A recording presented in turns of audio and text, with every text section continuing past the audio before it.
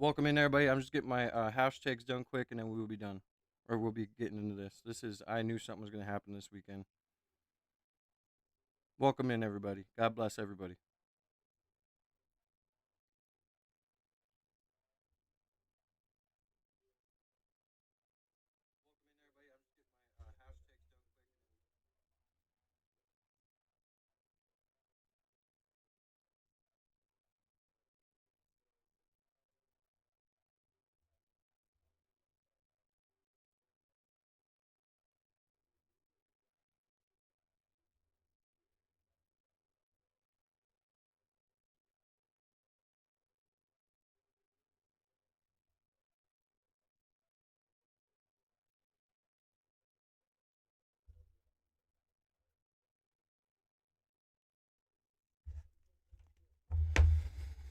Yeah.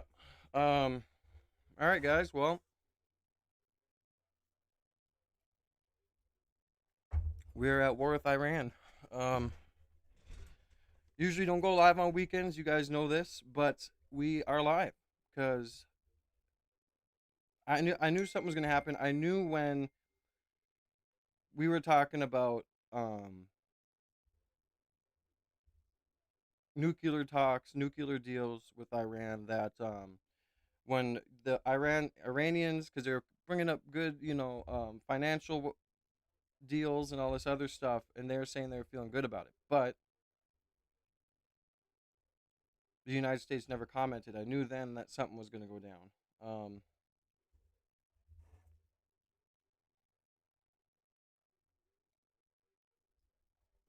Yeah, it's not good, guys. It's not good.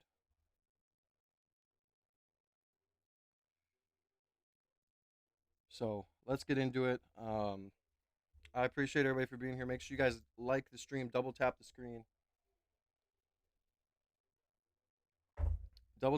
show some love and support. We're gonna get into some of this news today. We're gonna watch updates. I don't know how long I'm gonna be live for, but we're here as long as my kids will permit me, right?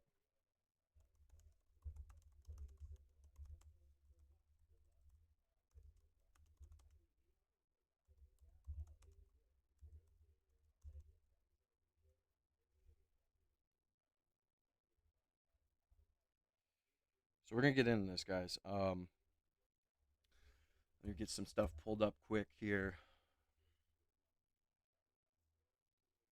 We're starting to stream at 10,589 or 89 subscribers. So make sure you guys sub up, join the family. Yeah, this is if you're a Republican, you should be mad right now.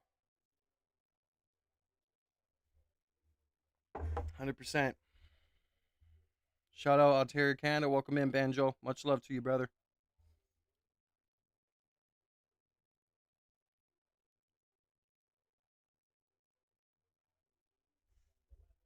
All right, give me 1 second. I'll be right back. I'll let this play. Give me 1 second. National security correspondent Jennifer Griffin. She's at the Pentagon. Good morning, Jennifer. Good morning. Hi, Lawrence. I'm here in the D.C. Bureau, but I just want to point out that almost exactly 5 hours ago, we got the first alert that the Israeli missiles and the U.S. missiles had struck Iran. It was a joint operation from the get-go. I'm told that this operation will last not hours, but days. This is an open-ended operation with a wide variety of targets. I'm told from a senior U.S. military official that the U.S. is focusing on military targets, on ballistic missile sites, on anything that could pose an immediate threat on the Iranian Navy, but the Israelis are targeting Iran's leadership. So any of the targets that you hear about, the Supreme Leader Ali Khamenei being targeted, the defense minister being targeted, those are being carried out by the Israelis. Let me mention some of the targets that we know were hit this morning in Tehran: the Defense Ministry, the Parliament, the National Supreme Council, the Ministry of Intelligence, the Iranian Atomic Energy Agency. There have been cyber attacks across Iran, and the internet is not up and working, but the cyber attacks have focused on the news agencies like IRNA, which is the state-run television. The U.S. military has also targeted down in the south. All right, man. All right, I'm back. So we're gonna get into it, man. Everybody who's coming in here, God bless you guys. Make sure you like the stream, show some love and support. Please make sure considering to super chat, get your name on the donor wall. If any large donations, go to my Ko-Fi, which is in my bio, and I'm also gonna put the link up here. I know some of you guys have problems with the link, but I also want to get you guys to start following my Rumble. We need to start getting my Rumble followers up, y'all. Show some love and support over on Rumble. I will be dropping my link to my Rumble here shortly, so everybody can go follow it. Make sure you guys do that, because you know, I want to eventually be able to stream on Rumble as well with everybody, or maybe just go over to Rumble, you know, instead of YouTube sometimes. So make sure you guys go follow my Rumble, show some love and support that way. Oops. Gosh darn it. It's hard for me to type here. I'm shaking for some reason this morning. Not feeling the greatest this morning, but we're going on stream. It is what it is, bro. We're getting her done. We're getting her done.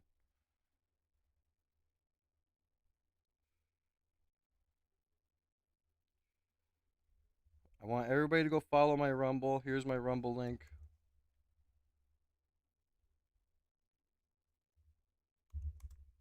So everybody go follow my Rumble. Make sure you guys like the stream, man. Get those likes up. We need to get the likes up right away so we can get in the algorithm, show some love and support. Yeah, I knew this was going to happen, guys. So we attacked Iran last night around midnight. YouTube censored my Rumble link. Did it really? Well, you guys can go follow my Rumble in my bio.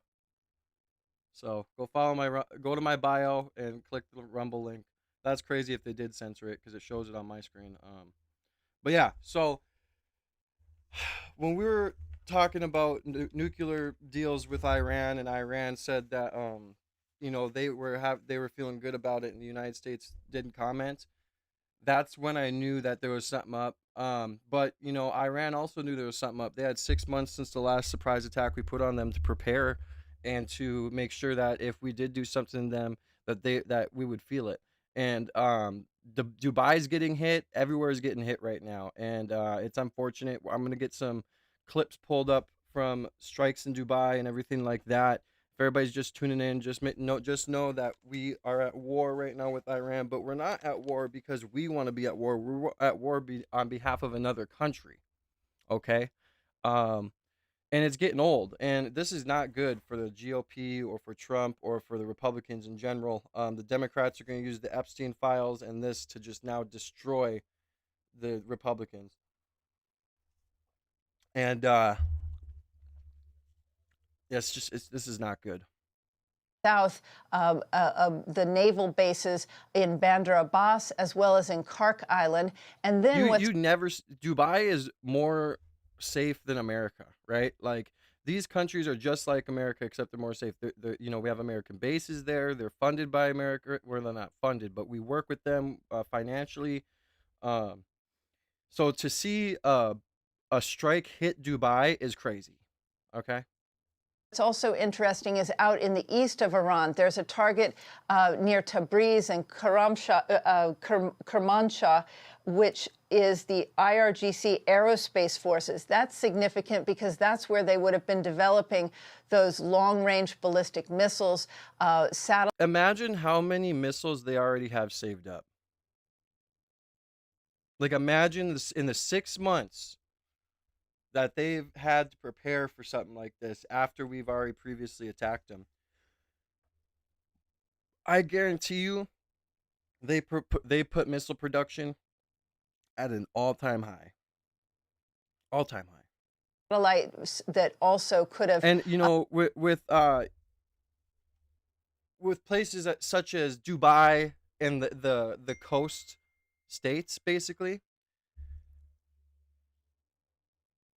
they don't have to send their missiles that are long range, that take longer to make, that are more of a hassle to get. They just have to send their piddly missiles there. So they're just sending missiles over to Dubai and all these coast countries, not even caring. You know? Oh, hold on, guys. I'm gonna let this play. Hold on. My daughter is coming over here real quick. been Give me 1 part of second. that intercontinental ballistic missile program that they were trying to develop that the president referenced. But the biggest problem right now is the stockpile of cruise missiles and ballistic missiles that the Iranians built up since last summer, because they were terribly degraded last summer in the 12-day war. But they have been working to rebuild that missile supply. We're seeing some of those missiles being fired at Israel. As Trey reported, they have, for the most part, been intercepted by the air defenses. But of all of the U.S. military bases in the Gulf, the only country where U.S. bases were not targeted this morning is Oman. And of course, Oman's foreign minister had been leading and mediating those talks in Geneva, and then came here to Washington to lobby Vice President J.D. Vance to try and avert what we've seen happening in the last 5 hours, and which is basically turning into a regional conflict. But there have been interceptions. The Qatari government has intercepted missiles fired toward U.S. base, the Al Udeid Air Base, the largest air base in the Middle East. That's a U.S. base. Then in Bahrain. We did not voted for everything. I didn't vote for this. Trump said no new wars, right? So we're answering a call for reporters in Iran. They want freedom, bud. Nah, we're at war, bro. And this shouldn't have happened. So all you guys, I need you guys to understand this. Sometimes, just because you can fight doesn't mean we should fight. Because if we take down Iran, there's going to be no more pushback with Israel. So there'll be a power vacuum, and while the power vacuum is going, Israel is just going to push and push and push, and it's going to get worse with the antics Israel is up to, right? And us doing this now, Dubai's getting strikes that's landing. A hotel got hit. Saudi Arabia, which Saudi Arabia rarely ever gets any sort of flack when this kind of stuff is happening, and all these other coast countries are being hit.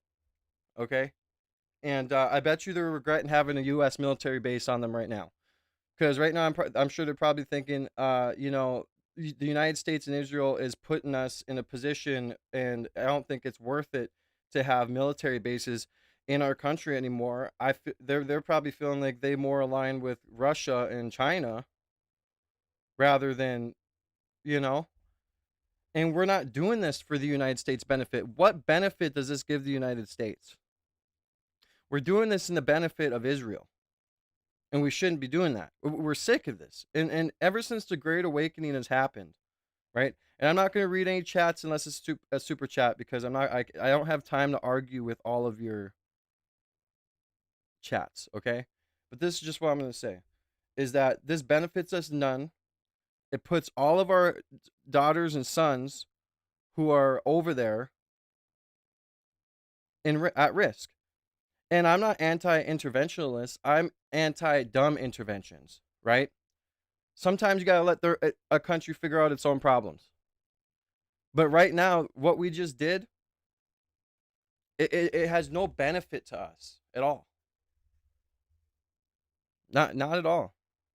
We did see one missile land, but I'm told that there are no casualties, and it hit an empty warehouse. So we are getting increasing reports. This is ongoing, but and I hope Iran can get better leadership, can achieve better situations. But you guys have to understand, we're putting our men and women, our sons and our daughters at risk for a country that doesn't even care about our interests. You think Israel cares about us? No, they don't. But we have to care about what they want. We have to go right alongside them and do just this. So I don't know. It's very interesting what happened, but I don't agree with it. I think that Iran watched every single other country around it get decapitated from the top, and watched all these other countries around them be destabilized, and they've had all this time to learn from all these other countries' mistakes, and they had all this time to prepare. If they couldn't take out the Ayatollah when we surprise attacked them, What makes you think that they're going to take him out now? Okay? He's probably somewhere hiding with no phone, no nothing. And I'm just tired of seeing the United States do this kind of stuff on the behalf of Israel, right? Humongous, you may not care about Israel, but the government does. Okay? Like, can't you see what's going on? Back to you at this point. Jennifer, you had mentioned that we are there. The U.S. is focused on the ballistic missiles, and Israel's focusing on the leadership. What about an operation? I'm gonna get some clips put in, and I'm gonna get some clips from Twitter we're gonna watch. But more than 40,000 people in Iran was killed by the regime. How long should we sit and look at it, dude? But what makes you think we should just fix it? Like, what makes it America's problem? If there's 40 million people there, or there's however million people there, why not? Why don't they fix it? Why don't they have a revolution? We had our own Revolutionary War, you know? I don't know. Once Iran's destabilized, you guys think Israel's doing bad stuff now? Just wait. Midnight hammer. That happened in the middle of the night there. This did not. It was daylight there. Will you talk about the significance? And also, are we focused on going after the rebuilding of the nuclear program there, where we targeted before with And Operation? by the way, the United States hit an elementary school and unalived 57 kids during this attack. They hit an elementary school and unalived 57 kids. Hammer. I think what we've seen so far, Ainsley, is that there are some nuclear targets that have been included. We've seen explosions in Bushehr. There's a nuclear reactor there. There's a site near Qom, which is just south of Tehran, that we know to be linked to the nuclear program.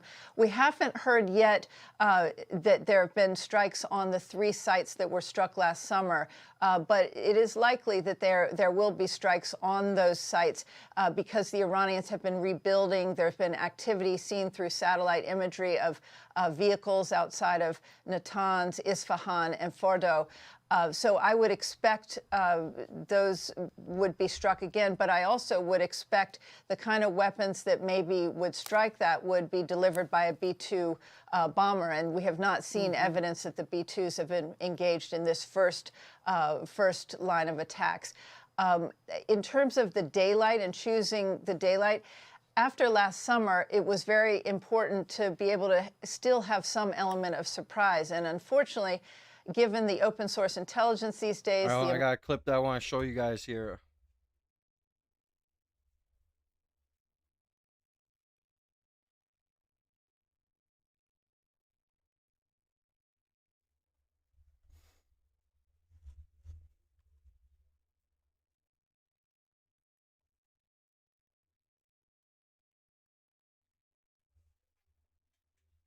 What are you doing out there?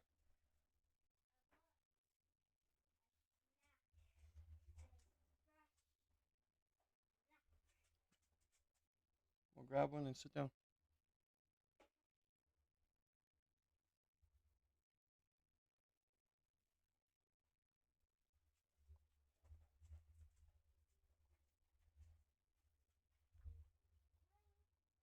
So this is in Dubai.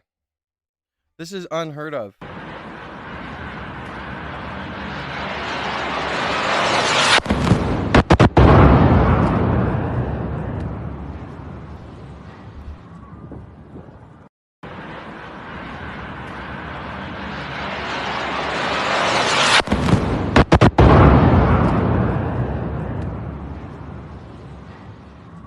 And bring me the milk so I can put it in the cup. This is unheard of. This is insane. Okay? You guys? I mean, when is the United States getting involved going to be enough, right?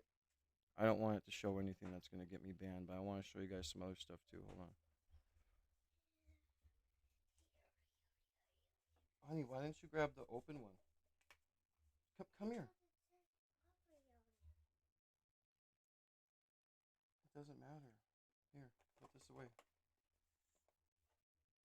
Don't drop that cup. Watch your cup. Okay.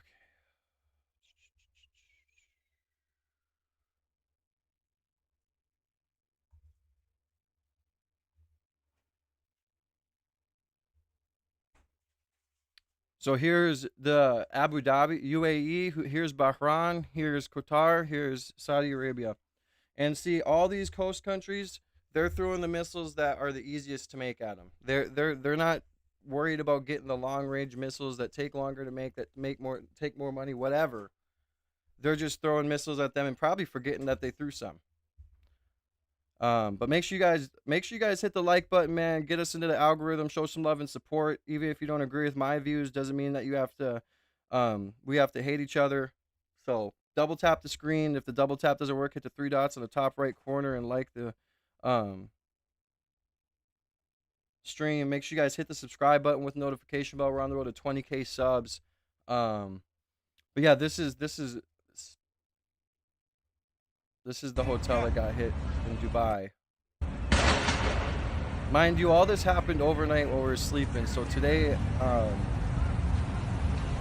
there's missiles going into Tel Aviv. There's missiles going all over Israel, and there's also missiles going into other countries. So a military base, a Navy base was hit in, I think it was Bahrain. I can't remember. I'd have to look. But imagine what the people in Dubai are thinking right now.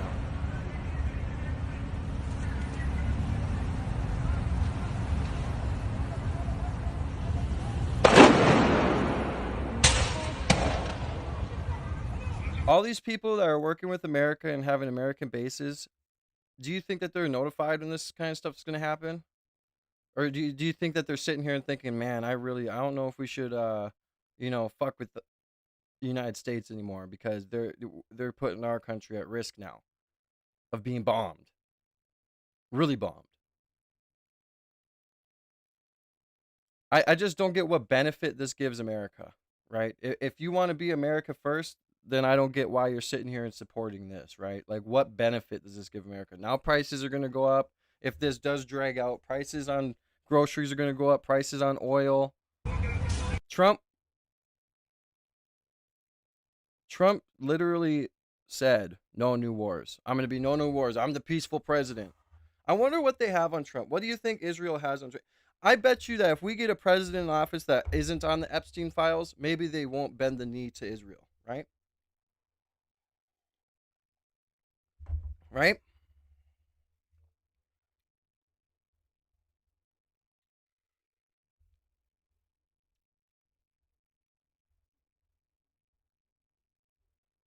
Yeah, but it was night for us, but there's 7 hours ahead of us, bro.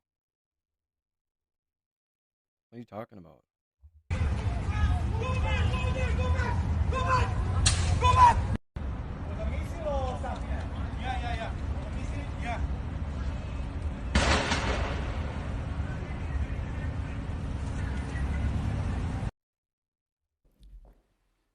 Earlier this morning, the United States and Israel struck targets in Iran. Iran has since launched indiscriminate strikes. You know, because we could wipe Iran off the face of the planet if we wanted to. You know, we have that power. So does Israel. But I just don't get how a president that ran on no new wars and wants to Nobel Peace Prize and all this other shit is doing this now.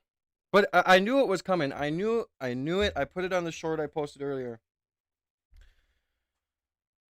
I knew as soon as Iran said that they were hopeful about the talks, but the United States didn't comment, I knew something was coming. Across the region. I know the British people and communities across our country will be deeply concerned about what this means for security and stability, and for the fate of innocent people. By the way, guys, the chat's going quick, so when I'm reacting to this stuff, you guys need to, if you want me to read your comments, or you have something interesting, or maybe a link or something like that of a new clip that I haven't brought up, or there's new news, send through Super Chat. $2 is the lowest amount I think you can talk on. But any large donations go to my Ko-Fi. But while we're watching this, there's no way I can react. I try and always read all your chats, but there's no way I can do it right across now. The region, which for so many of us includes friends and family members. Earlier this morning, the United States and Israel struck targets in Iran. Iran has since launched indiscriminate strikes across the region.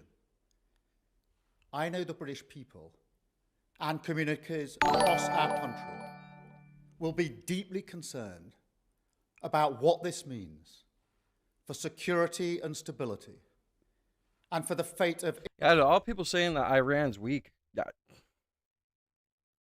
you have to understand that they watched every single other Muslim nation around them fall or be destabilized and all this other stuff. They had all this time to learn, adjust, and prepare. And since the project, thank you, Manon, for the subscription. God bless you and your family. Welcome to See Me Now family. And since Operation Midnight Hammer, they've also had time to prepare. So they knew this was coming. They're not stupid. innocent people across the region, which for so many of us includes friends and family members. So whilst the situation is evolving very quickly, I want to set out our response. The United Kingdom played no role in these strikes, but we have long been clear the regime in Iran is utterly abhorrent. They have murdered thousands of their own people, brutally crushed dissent, and sought to destabilize the region. Even in the United Kingdom, the Iranian regime poses a direct threat to dissidents and to the Jewish community. Over the last year alone, they have backed more than 20 potentially lethal attacks on UK soil. You know, AJ was saying something this morning, what if they have sleeper cells in America? Not we attacked, what if they activate some sort of American sleeper cells? So it is clear they must never be allowed to develop a nuclear weapon. That remains the primary aim of the United Kingdom and our allies, including the US. I condemn Iran's attacks today on partners across the region, many of which are not parties to this conflict. We extend our support and solidarity to them as part of our commitments to the security of our allies in the Middle East. We have a range of defensive capabilities in the region, which we've recently strengthened. Our forces are active, and British planes are in the sky today as part of coordinated regional defensive operations to protect our people, our interests, and our allies, as Britain has done before, in line with international law. We've stepped up protections for British bases and personnel to their highest level. We are also reaching out to UK nationals in the region and doing everything we can to support them. I've been speaking with leaders today from the E3 and across the region. It is vital that we prevent further escalation and return to a diplomatic process. We want to see peace and security and the protection of civilian life. Iran could Be happy, camper, today. There's over 12,000 known terrorists here now. That's not including the 60K military-aged Chinese men that have been waiting to attack us. San Diego is where many terrorists are. Yeah, we say that, we say that Islam is bad and all this other stuff, and we're attacking against it, but yet we bring them into our country and we don't even know who they are, like the Washington, D.C. attack where that guy drove all the way from Washington, and it's like we do all this stuff, bring in the people, and then it affects us here at home. It's so ridiculous, and we need a president that's actually gonna clean up the act and secure America and be America first. And yeah, we can intervene in certain times, but we need to be smart about it, right? end this now. Like, they don't want to have Iran to have nuclear weapons, but North Korea has nuclear weapons. Like, They should refrain from further strikes, give up their weapons programs, make sure you guys like the stream, ninjas. I see a lot of people coming and going like you're trying to be an acrobat. Don't just come in here and be a recurring viewer. Subscribe and like the stream. Let's go. and cease the appalling violence and repression against the Iranian people, who deserve the right to determine their own future in line with our long-standing position. This is the route to de-escalation I appreciate you, and back to the Janai negotiating V8, table. for saying hit the like button down there. I might Thank make you a moderator. All right, hold on. I gotta listen to what this guy said at the end here. As Britain has done before, in line with international law. We've stepped up protections for British bases and personnel to their highest level. We are also reaching out to UK nationals Hell yeah, Skippy, get that work in, brother. in the region and doing everything we can to support them. I've been speaking with leaders today from the E3 and across the region. It is vital that we prevent further escalation and return to a diplomatic process. We want to see peace and security and the protection of civilian life. Iran can end this now. They should refrain from further strikes, give up their weapons programs, Yeah, I tried not to butcher your name.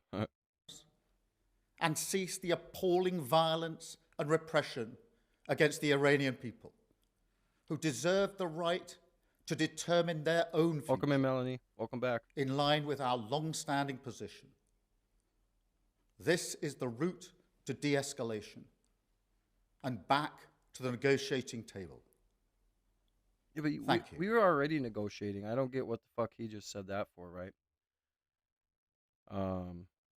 So here's like where they hit the score. This is from Jackson Hinkle. The screams of mothers can be heard in all girls elementary school in Iran. U.S. and Israeli attack murdered over 40 schoolgirls.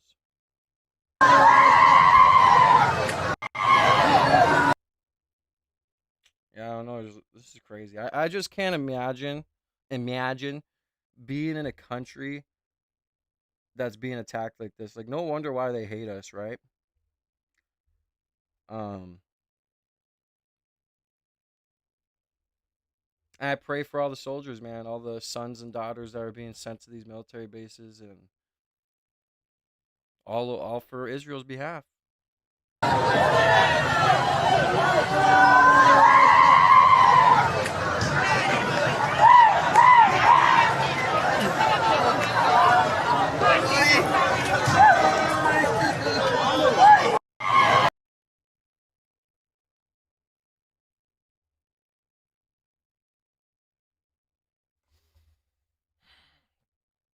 Yeah, the one that makes me go the most crazy is this one. This is wild.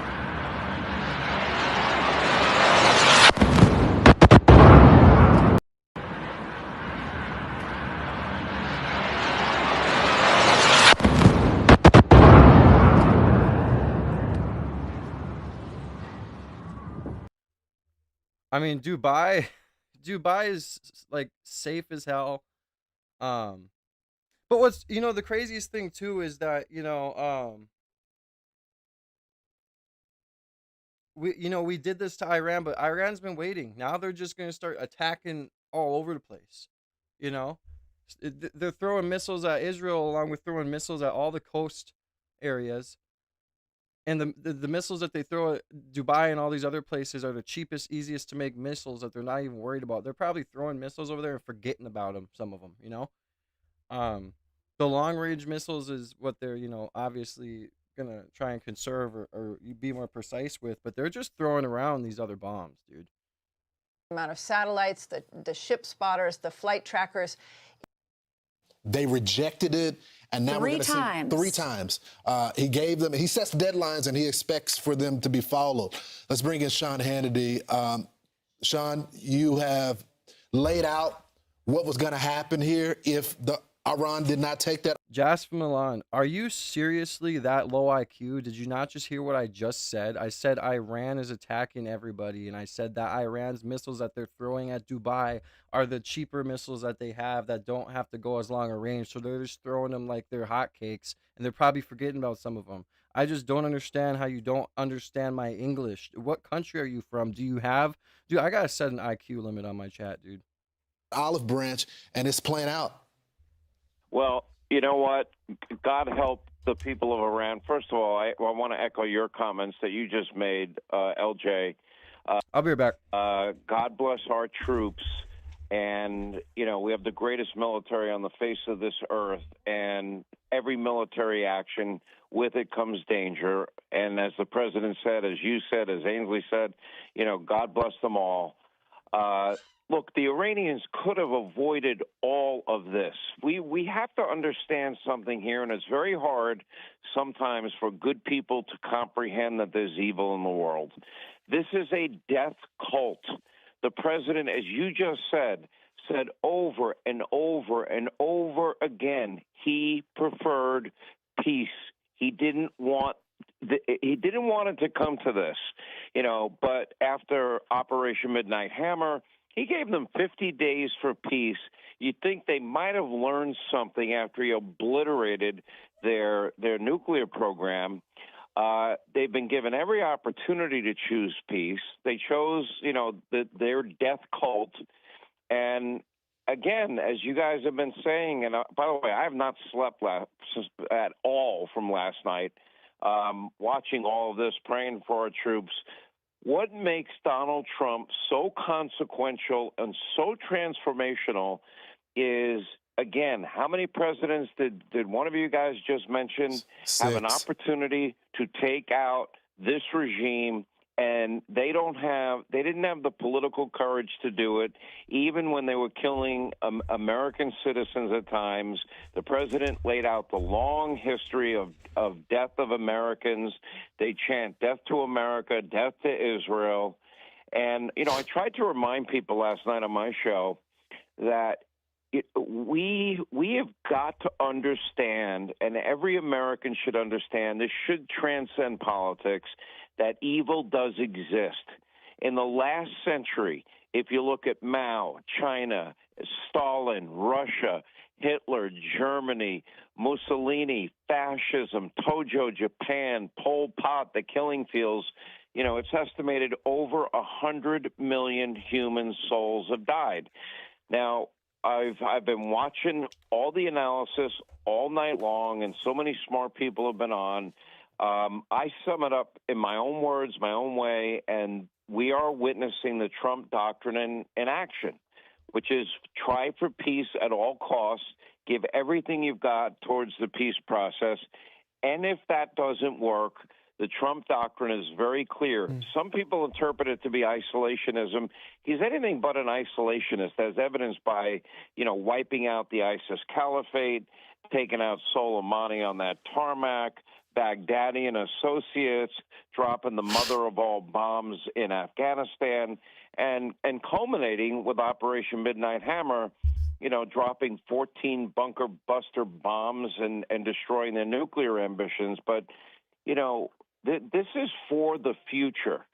The vision that President Trump has is we have to learn the lessons of the last century, and we have to understand that death cults do arise and emerge, right. And it's better to defeat them now than to wait. Sean, I 100% agree, but I'll tell you, this is for the first time I remember us taking a definitive operation in the presidents and of all the different presidents, Republican and Democrat, where you have people on the right who are saying the president promised no foreign wars, not understanding the world has a vote and that our enemies have a vote in this, as if he's supposed to look the other way because he wants to avoid foreign wars. It's not really a choice of a president if you really have national security as an objective.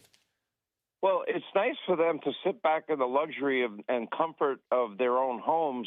But you know something? We all have a duty and an obligation to think about future generations. You know, Sorry guys if I keep getting up. Yeah, as you guys know, it's the weekend, so my daughters are here with me. There's no school, so I'm be getting up here and there. My daughter's taking her nebulizer right now, so. But yeah, let's get in this. Sorry.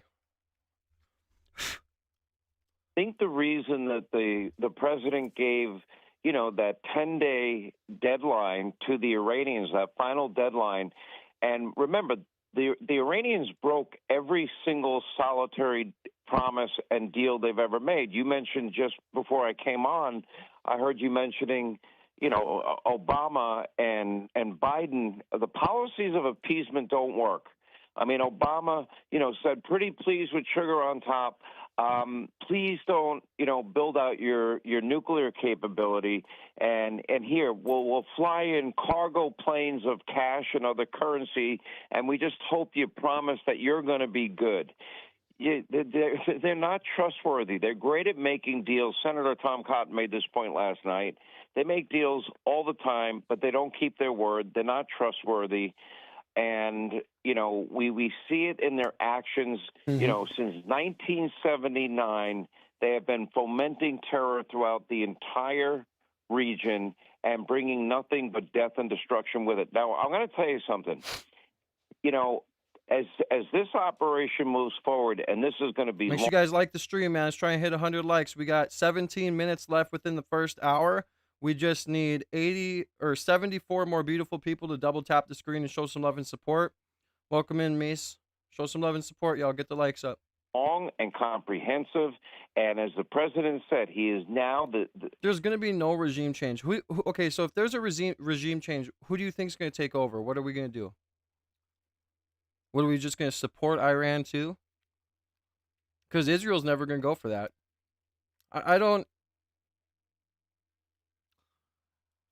I just don't understand, or I don't know how much longer we're going to be bending the knee to Israel, but it's ridiculous and it needs to stop.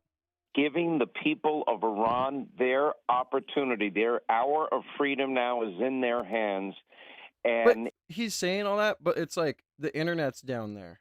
I don't know if it's still down, but you know, this morning when I was watching some stuff, the internet's down. They did cyber attacks to get news stations off the air. So it's like, what'd they do? Just feed Trump's speech into all the TVs there, or what? It is the largest U.S. presence in the Middle East in decades since the Gulf War. The president clearly understood that this is a regime that now will have its back against the wall.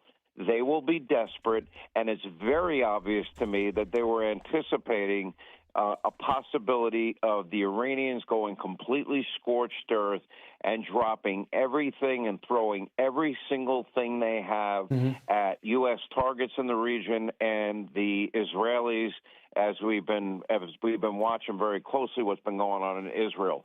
We've got to learn the lessons of history, and I'm going to say something to those isolationists. You know, what do you want this to emerge into? Because if we don't take the action now, what is this regime? What weapons will they have in 6 months from now? What are they going to have or when Trump's gone? from now? Or when Trump's gone. They're looking to wait out Trump. The problem is, they definitely do. Yeah. Sean, the problem is, go into this a little bit, because we heard Marco Rubio talk about how hard it is to negotiate with the Iranians because of their ideology, their religion. And that's really, really difficult because they've been taught that for generations and generations. And so if they're not going to negotiate through peace and be able to sit at the table with us because they want these ballistic missiles, they hate Israel, they hate America, death to America, wipe Israel off the face of the map. With that ideology, how hard is it? Is this our only option?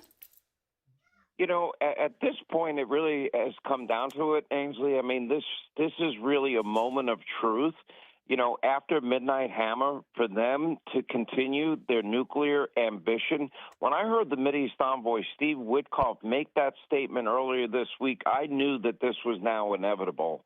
That to me was the cue. is that they were getting close again and rebuilding their ballistic missile systems.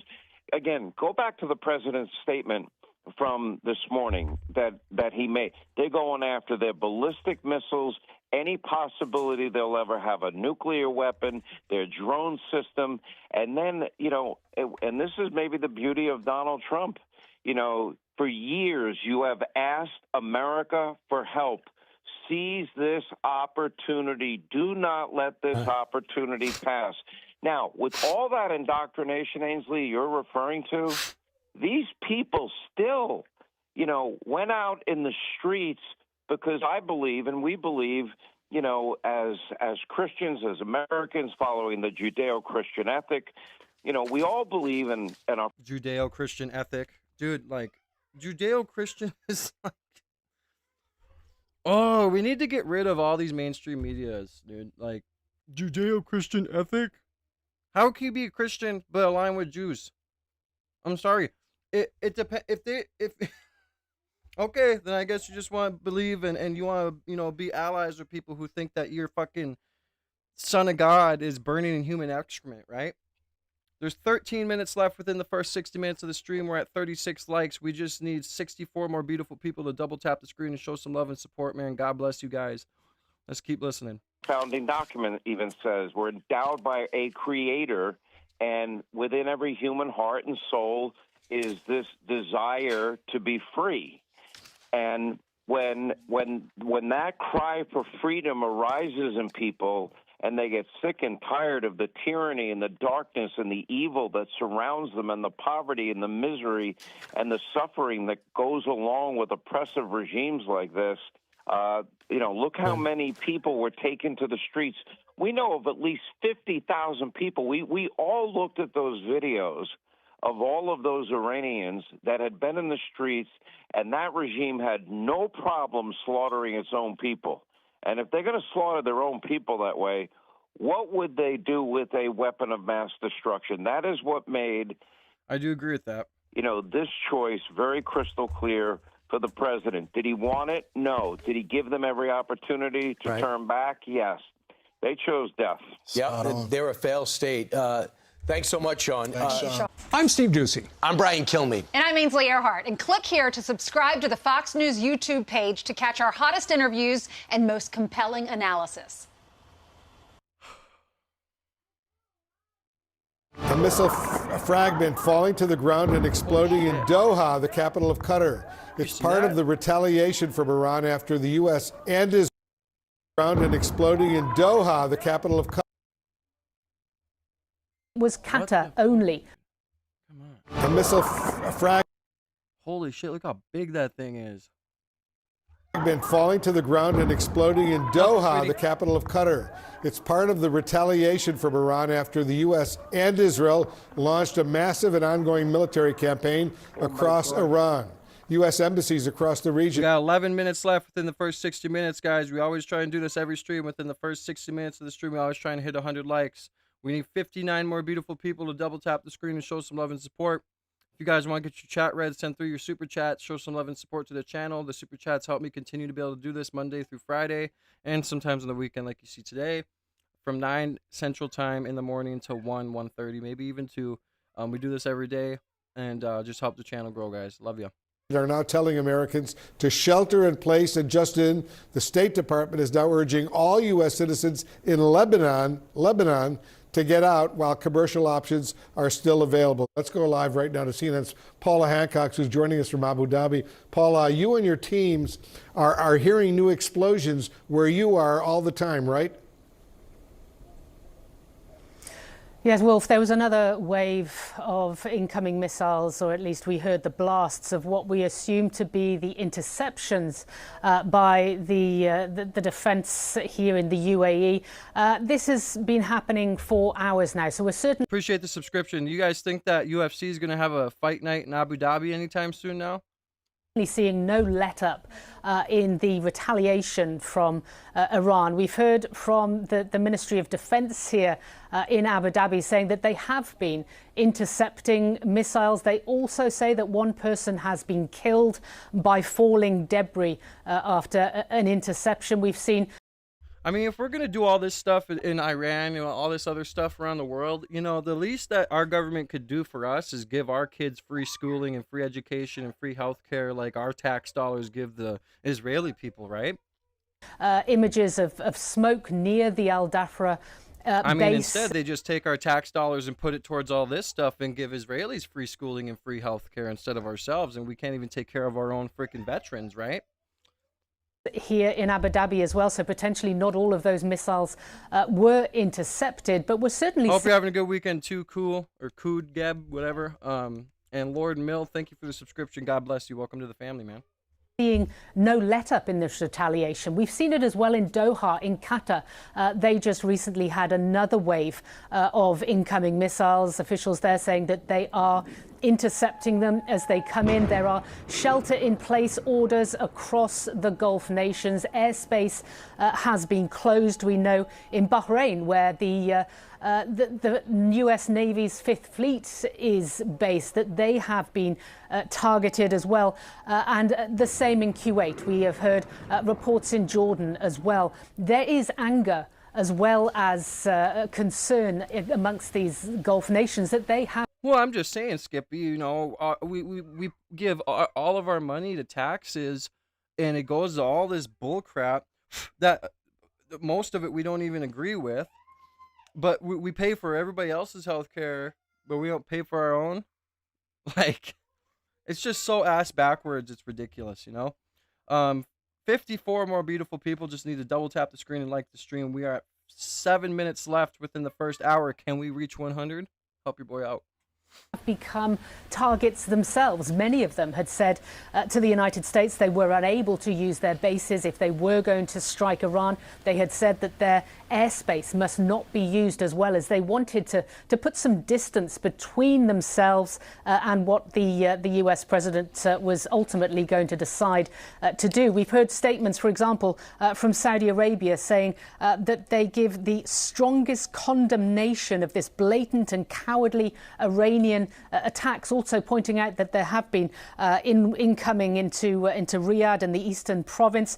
Qatar has called it a flagrant violation of its national sovereignty. The UAE. But no, what matters more in America is transgender rights, and let them castrate your children. Let them do this. Let them do that. It's just ridiculous, man.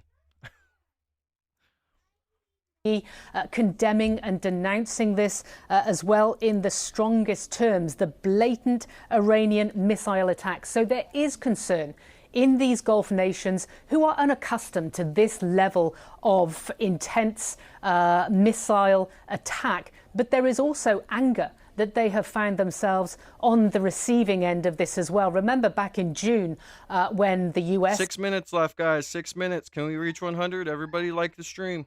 And Israel carried out those strikes on the nuclear facilities in Iran. It was Qatar only that was targeted, and that one was fairly restrained. That is not the case now. You think this is dramatically in the next few days and maybe next few weeks going to dramatically escalate this war? I think it has the potential of doing so, Wolf. And, you know, what you're seeing is a very large Iranian response. And I think, you know, it's going to be interesting to get the military assessment from places like CENTCOM to see if they had anticipated this kind of a reaction from the Iranians.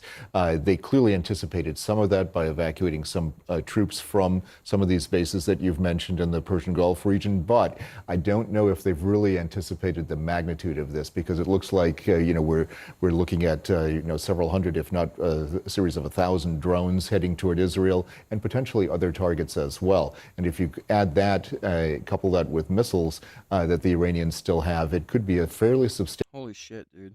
This is just going to be bad. Substantial response. The question then would be, though, what kind of follow-up will the Iranians have?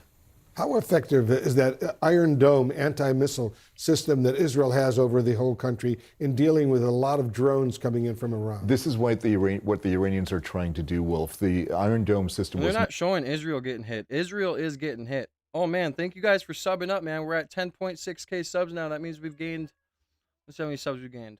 We're at 10,589. Thank you guys so much for making me hit 10.6K, man. Everybody that subbed up, welcome to the family, guys. not built for drones. It does have some modifications that have been made to it to work on the drone problem, but the problem is that with a swarm of drones, it's going to overwhelm most. Your brother's flying over there right now, Skippy. I'll pray for him. He's in my prayers. Radars that are associated with the Iron Dome. And that's why not only do they have the Iron Dome, but the other elements of the Israeli air defense air and missile. Come on, guys. 3 minutes left. There's 3 minutes left. There's 153 people in here. 49 more people just need to like the stream. Let's hit 100 before we hit the last 3 minutes of the first hour. Defense systems like the Arrow system and David Sling, but also the Aegis systems that the U.S. Navy brings in. And those are sitting off the coast of Israel right now, and they are supposed to help with this. Let's see how effective they are this time. They were highly effective in June. Let's see how effective they are now. Joining me now is CNN national security analyst Alex Plitzis. Alex, let's start right where Wolf left off. Explosions over Bahrain. The Iranians hit the U.S. Navy's 5th Fleet Service Center. Explosions over UAE, both Dubai and Abu Dhabi, over Jordan, Kuwait, other states there in the region. Just put into context the scope of the response from the Iranians and what you glean from how they've responded and how quickly. So it's clear that they were prepared for counterstrikes to a certain extent, given that they reacted fairly quickly in the middle of the night to the strikes, because in the 12-day war, they took a little bit of time to respond as they regained command and control and determined what assets that they had left. And they took 5 days to respond after Qasem Soleimani was assassinated. So this is clear that there had been some pre-planning that was done. And as you mentioned, the countries that were attacked here specifically are where we have specific bases. So in Kuwait, we have Ali Al Salim Air Force Base. In the UAE, we have Al Dhafra Air Base, about 20 miles south of Abu Dhabi. In Bahrain, we have the 5th Fleet that's based out of there. In Doha, we happen to have nearby Al Udeid Air Force Base is not only the Air Force Base, but also the forward headquarters for U.S. Central Command. So all of those locations are strategic U.S. military bases in the region. I'm joined now by Daniel Shapiro. He's the former U.S. ambassador to Israel. Ambassador Shapiro, thanks so much for joining us. I understand you are now in a shelter in Tel Aviv. Well, what caused you and your associates to go to this shelter? What happened? Thanks for having me, Wolf. So early this morning, for the first time, a siren sounded, and where I was staying, we all rushed to a shelter. That's now happened about 7 or 8 times today here in central Israel. The last one, which just occurred a few moments ago, was followed by a series of booms. Sometimes which is an interception of an incoming missile. And earlier in the day, we heard 1 or 2 of such booms. But in the last round, we heard over 2 dozen. So it seems that the Iranians have changed their tactics as the day has gone on, from individual or small numbers of missile attacks to at least the last one being a larger salvo, which they've used in the past to try to saturate and penetrate Israeli air defenses. Do you get a sense that the Iranians in their missile attacks, their drone attacks, are going after specific Israeli military targets, or just launching them to kill people and destroy as much as possible? It's impossible for me to know from the places I've been able to be today exactly what they're targeting. In the past, they have put a lot of emphasis on military targets, intelligence targets, but some civilian targets. There are still buildings destroyed in central Tel Aviv from the war last June. So, and because Israel's a small country and a lot of civilian population lives alongside various other installations, and these missiles are not that accurate. Make sure you guys like the stream up, man. Get those likes up, man. Let's try and hit 100. Show some love and support. It's entirely possible that they could shoot for a security target. And these kamikaze drones are crazy, dude. I like couldn't imagine being in a place where these are hitting, because holy shit, dude. The way war has changed within the just last few decades is so insane. An apartment building or a neighborhood. So they're probably going security target and hit an apartment building or a neighborhood. So they're probably going to cause as much damage as they can, given the pressure they're under from combined U.S. and Israeli strikes that the president announced this morning. Clearly a lot of targets for the Iranians in the Tel Aviv area, and good luck over there. Just stay safe. What do you think regime change in Iran potentially could look like? Do you see a clear path to who might actually take over if there is regime change?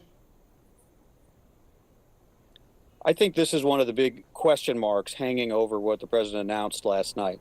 First of all, I think many Americans probably woke up this morning surprised to discover that we're at war in the Middle East, something the president said he was going to try to avoid. And he really didn't do very much to prepare the public or discuss with the public what his strategy was, what the goal is, why it was imminent, and why it was necessary to take this action now. He mentioned what we know very well about this terrible Iranian regime, its nuclear program. Come on, guys. We have 202 people in here. Like the stream. Ballistic missile program, its abuse of its own people, and its sponsorship of terrorism. But why now? And it was surprising to me that he laid the predicate that the goal of this is regime change, because that is not something that can be done just by airstrikes. What he said, and he's probably right about this, is that only the Iranian people on the ground are going to be able to overthrow the regime and replace it with something else. But replace it with what? Most intelligence experts who you consult with suggest the most likely near-term replacement for the current regime is a military dictatorship under the Iranian Revolutionary Guard Corps. Beyond that, it's a big question mark whether there is a sufficiently consolidated opposition, whether it could be done. All right, so this is apparently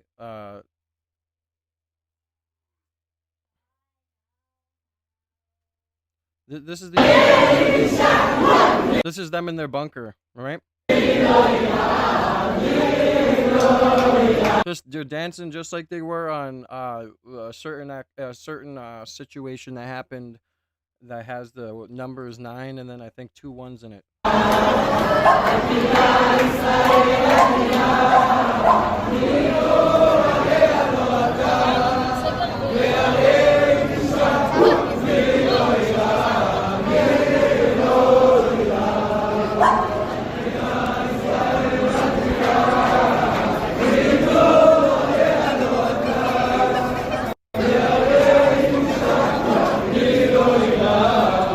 If not stopped, Iran could produce a nuclear weapon in a very short time. It could be a year. They have the wherewithal, the stored up, preserved knowledge to make a bomb very quickly if they wanted to. Iran is so dangerous. Weeks away from having the fissile material for an entire arsenal of nuclear bombs. They're very close. They're 6 months away from being about 90% of having the enriched uranium for an atom bomb. Iran is gearing up to produce 25 bombs, atomic bombs a year, 250 bombs in a decade. Iran will be capable of producing alone, without importing anything, nuclear bombs within 3 to 5 years. Once Saddam has nuclear weapons, the terror network will have nuclear weapons. Next thing you'll see is a nuclear bomb in the World Trade Center.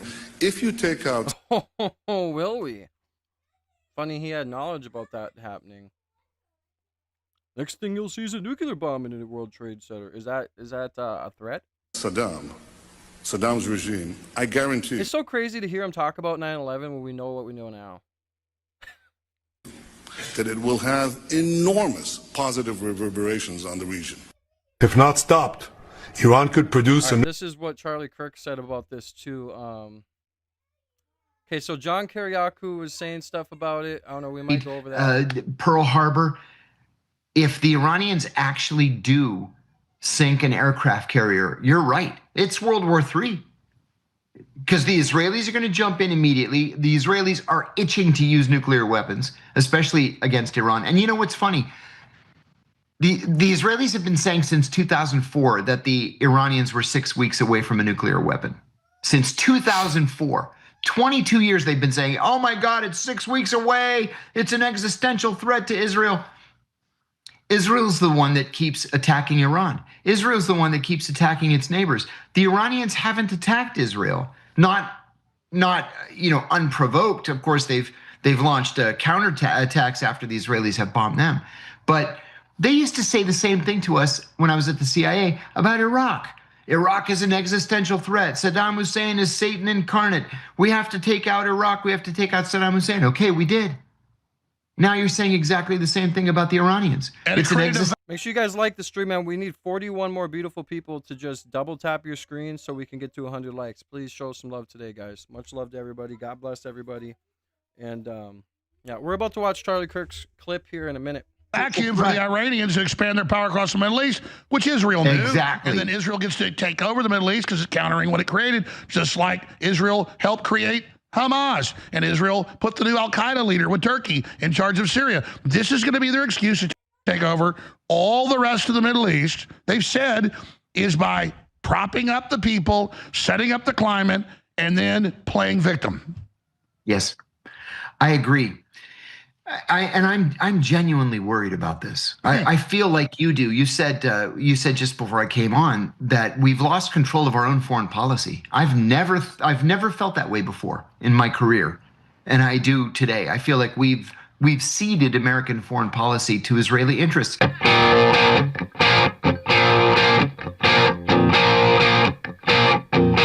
Perfect. One is one of the. Partnered with a terrorist group called the Mujahideen. This troops in Saudi Arabia. We have the 3 sustained, and Seneca, Iran after again the end of last. What's your overall take and your latest analysis on what's going on? Oh man, Alex, where do we even begin with this? First of all, let's begin with the most immediate thing. We are prepared. We are ready to launch an attack on Iran. There were reports coming out of the White House at the end of last week saying that a decision had been made to launch an attack this past Monday or Tuesday. That didn't come to pass. This morning, the U.S. and the Iranians met again in Geneva. These talks are going to go for the next day and a half or next 2 days. We could very easily attack Iran after that. The president said something last week to the chairman of the Joint Chiefs of Staff, which was very troubling to me. Very casually, he apparently said, why haven't the Iranians capitulated already? He thought that if he just stood up and raised his voice and, sent a couple of ships out there, that the Iranian regime would just fall apart and everybody would live happily ever after. I appreciate you, Janai. I'm going to make you a mod. Hopefully you're dedicated. Thank you so much for advocating in the chat, though. So Skippy and you will be the mods for today. Of course, that's not going to happen. That was never going to happen in the first place. So we're ready to strike. We are not ready to launch a sustained attack on Iran. We have about 1/4 the number of assets in the region that we had during the 2003 invasion of Iraq, for example. We have the aircraft carrier Abraham Lincoln in the Arabian Sea. We have the USS Gerald Ford in the Mediterranean, steaming to the Eastern Mediterranean. And their associated ships, they each have 11 or 12 ships along with them. We have troops in Kuwait, we have troops in Saudi Arabia, we have the Navy headquarters for the region in Bahrain, we have the Air Force headquarters for the region in Qatar at Al Rashid Air Base, but that's not enough to launch a sustained war. So what the hope is at the White House, it seems, is that we give them a little shove and they fall off the roof. And that's just not going to happen. Now, we know also that the Israelis are the ones that instigated this aborted uprising a couple of weeks ago in Iran. We know that because the Mossad leaked it to the Israeli media and they were gloating over it for a couple of days, where they partnered with a terrorist group called the Mujahideen Khalq, MEK, and they got the MEK to start riots in cities all around Iran. That's kind of easy to do with inflation as high as it is there. But what they also did was they burned 38 fire engines and then set fire to mosques, knowing that there were no fire engines to put out the fires, hoping that that might be pressure on the... Stacia Young, sorry if I butchered your name. Yes, we are. Okay, see me now. I appreciate you letting me say what I needed to say. I can't listen to any more idiots. Yeah, you just got to ignore some of the people, man. That's how it is. But I appreciate you for being here. God bless you. On the regime, and it would topple. So 25 more people just need to like the stream. We'll be at 100, man. Like it, like up the stream, sub up. I appreciate everybody for being here. God bless you guys. Jesus is king. So like the stream, show some love and support. I appreciate everybody, man. I'm just not seeing a long-term strategy here, Alex. How much truth is it to the numbers the Israelis saying that the mullahs killed 30,000 versus the reports from the mullahs that Israel was staging false flags, kind of like was done 15 years ago? All right, we'll watch a little bit more. We know confirmed. There were probably 3,000 or 4,000 killed, but that's not even to say that they were killed necessarily by the regime. Of course, some were. but others were killed. Others were pro-regime and were killed by the demonstrators, by the rioters. You can't believe anybody, really, especially in a situation where both sides are trying to create a so-called fog of war. I was about to say, I don't think anybody knows, including people on the ground there. They don't know. No, they don't know. They don't know. They're winging it. And these so-called human rights organizations that give us these numbers, one's based in London, one's based in Washington, and they're both financed by the Israelis. So you just can't believe them. So what do you make of these latest meetings? I mean, do you think, I agree with you, Trump thought they would capitulate. Welcome to the See Me Now family. I don't want to hear Alex talk. With the government of Oman. The Omanis are close friends of the United States. They are a peace-loving people, and they are consummate diplomats. It's the Omanis that have brokered these talks, even though they're indirect talks. 17 more people just need to like the stream. Thank you guys for running up the likes. I appreciate y'all, man. Help me get to 100. And I'll get to that in a second, between the United States and Iran. Indirect talks are the Americans are sitting in one room, the Iranians are sitting in another room, so they don't have to speak directly to each other, and the Omani foreign minister just goes back and forth from room to room. It's like a divorce mediation. That's exactly what it is. It's unclear whether the Americans are. I think that at this stage we're not. I think we've just been dragging it out just to see what would happen. Would the regime collapse on its own? And it hasn't.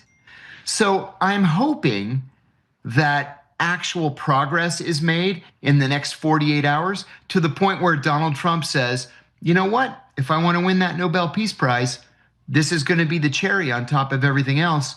Could Israel blow up the delegation when it goes back to its hotel like they did in Qatar? Sure. Yes, they could. Yeah. All right, so let's listen to Charlie. Iran and potentially the United States. On one, let's do some updates about Israel and Iran and potentially the United States. On one side is the Lindsey Graham, John Bolton types, where they are actively calling for regime change. Here is Lindsey Graham. This is just lunacy. This kind of analysis is not helpful.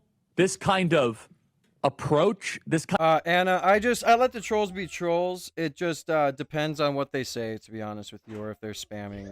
That's when I get rid of them. So yeah, it's not the same one though, honey. Kind of argument.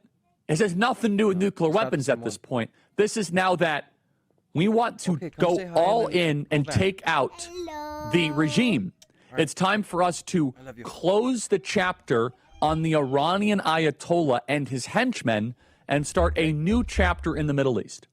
And that sounds good, doesn't it? But what have we learned when it comes to wars, and especially 13 more people just need to like the stream. God bless you guys. Thank you for running it up. Wars in the Middle East. What you draw up on a whiteboard rarely... I know, because I wish Charlie was here to see this day too, because apparently Charlie went into the office, the Oval Office, single-handedly and told Trump that he cannot attack Iran. So he's who helped stop going to war. And now that he's gone, I just don't think there's a voice that'll be strong enough to just doing it. Happens. What you think theoretically is going to occur, there might be unintended and unforeseen consequences, especially when you're talking about a country 2.5 times the size of Texas. It has 90 million people and was an ancient and great power with well over a dozen ethnic groups. You have underground Christians. You don't really have many Jews left in Persia. But also you have secular younger Persians. Who's going to run the country exactly, Lindsey Graham? This sounds like Hillary Rodham Clinton in Libya. So I'm pointing to the first extreme right now, the neoconservative extreme. We must go take off the head of the snake right now. Play cut 285. Thank you to Stasia Young for the subscription. God bless you and your family. Welcome to the See Me Now family.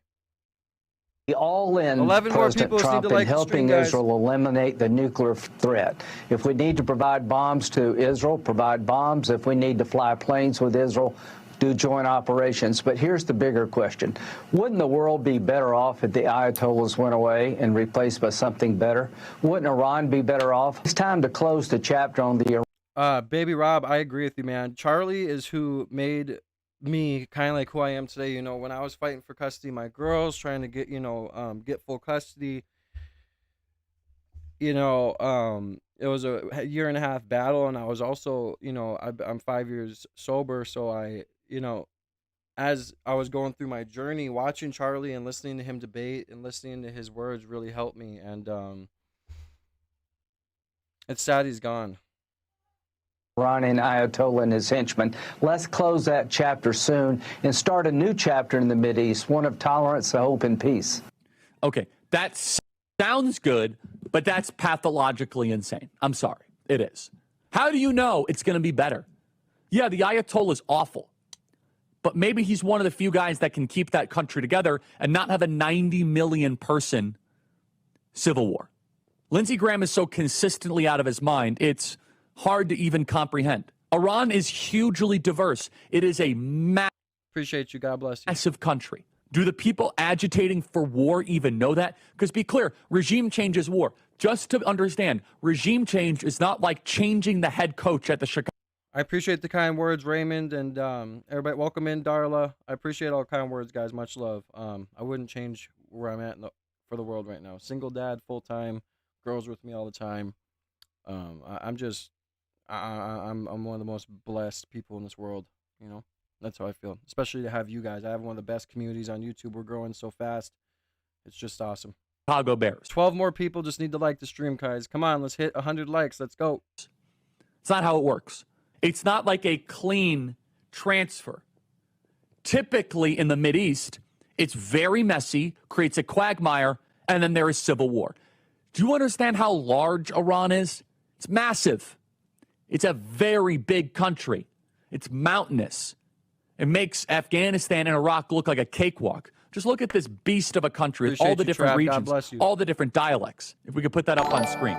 And then you have a major refugee concern of Mohammedans that will come to Europe. Thank you to Raymond for the subscription. God bless you, brother. Let's see how many subs we're at real quick. 10,614. We've gained over 20-something subs today. I appreciate you guys for subbing up. Continue to sub up. Show some love and support. We're on the road to 20,000 subscribers. God bless you guys. Welcome to the family. Explosions. Wrong tab. And endanger more Christians and Jews and Mohammedans that will come to America. Welcome in, Brody. That is wrong. So that is one extreme. The other extreme is one that I have deep respect and reverence for, because I actually think if we had that other extreme, we would not have invaded Iraq. This other extreme is philosophically important. It's important to consider, and that's the Ron Paul extreme. And I love Ron Paul. Ron Paul is awesome. I would have Ron Paul on the show regularly. He is a hero because Ron Paul had the courage to challenge old sacred cows of the Republican Party. He made people defend the indefensible.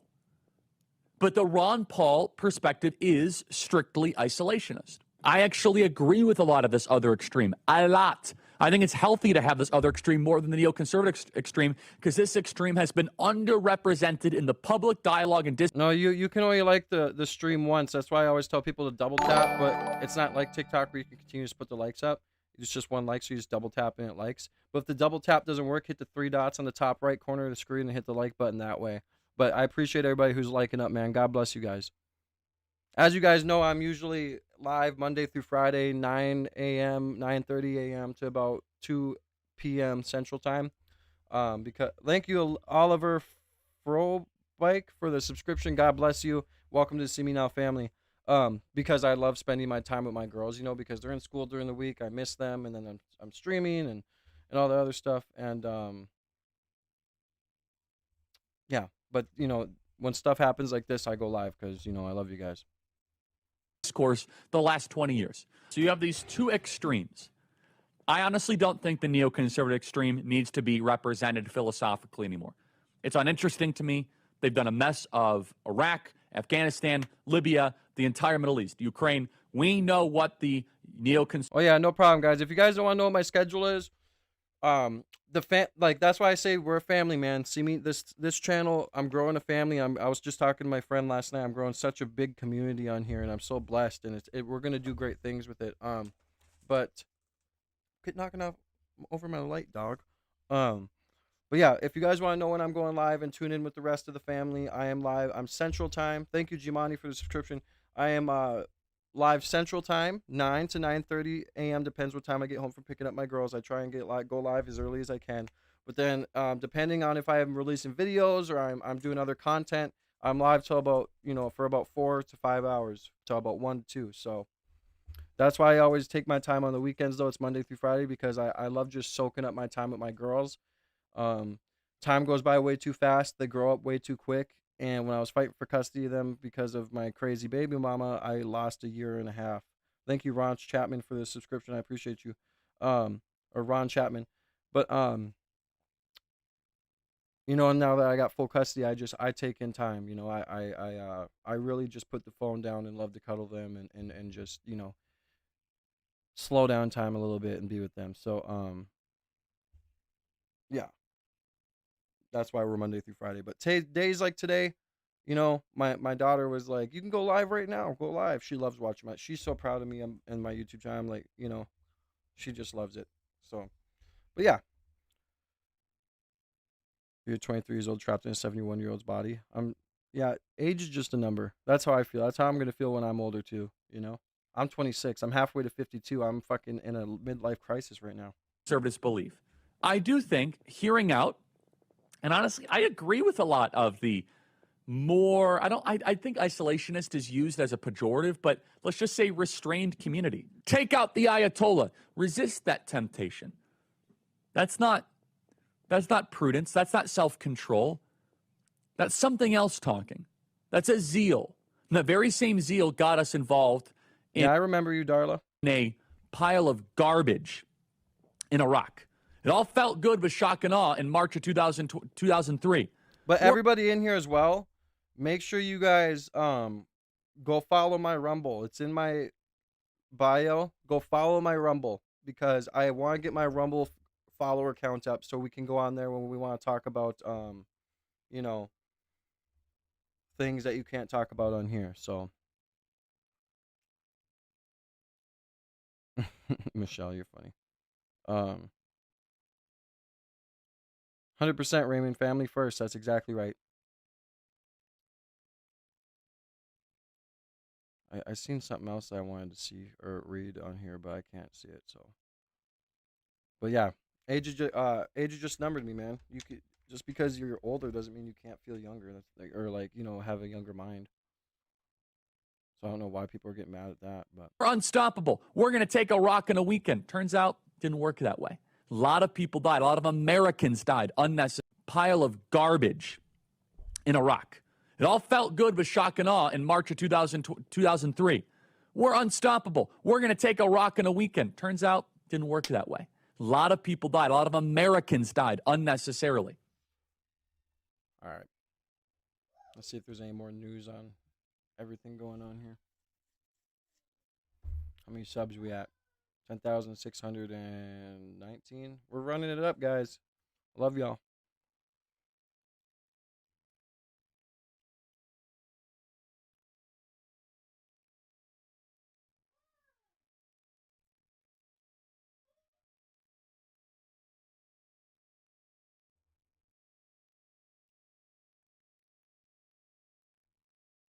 All right, thanks, General. Democratic Senator John Fetterman praising President Trump for doing. Well, our next guest says the biggest challenge in the Middle East in 1,000 years is upon us. GOP Senator Lindsey Graham joins us by phone. Senator, wait till I have grandkids. I know, and you know what the crazy thing is? We need 2 more likes to be at 100 likes. You know the crazy thing is that I want to have like 4 or 5 more kids, but I just gotta find a loyal person to do it with, because I'm not gonna have this whole situation where. Oh my God, a little bit. Yeah, welcome back. I missed you too. Make sure you hit that sub button and you're with the notification bell. But yeah, I have to find a loyal person who's not gonna, this last situation was like, ridiculous. So, but yeah, welcome back, man. You guys are awesome. Much love to you guys. We're gonna basically hop around to different news outlets and see if we can't get any more independent clips from X, and we're just gonna keep reacting to it. So you guys buckle up, show some love and support. I appreciate everybody. God bless you guys. Make sure you hit that subscribe button, double tap that screen. Support the channel by super chatting. I do have a super chat goal of 10 super chats, $1 and above. Help me reach my super chat goal of 10 super chats, $1 and above.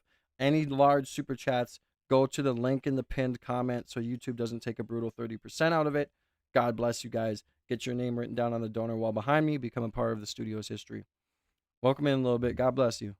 No one has to chronicle for you how what Iran has done to us since 1979 and why Operation Epic Fury had to happen. Yeah. You're feeling today, and as the operation unfolds with your military background, are you pleased with the objectives?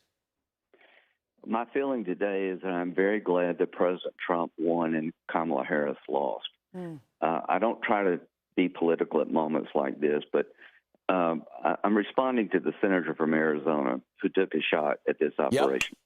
Unfortunately, the modern Democratic Party is... and you guys got to think, just like Charlie Kirk said, right? Iran has 90 million people, right?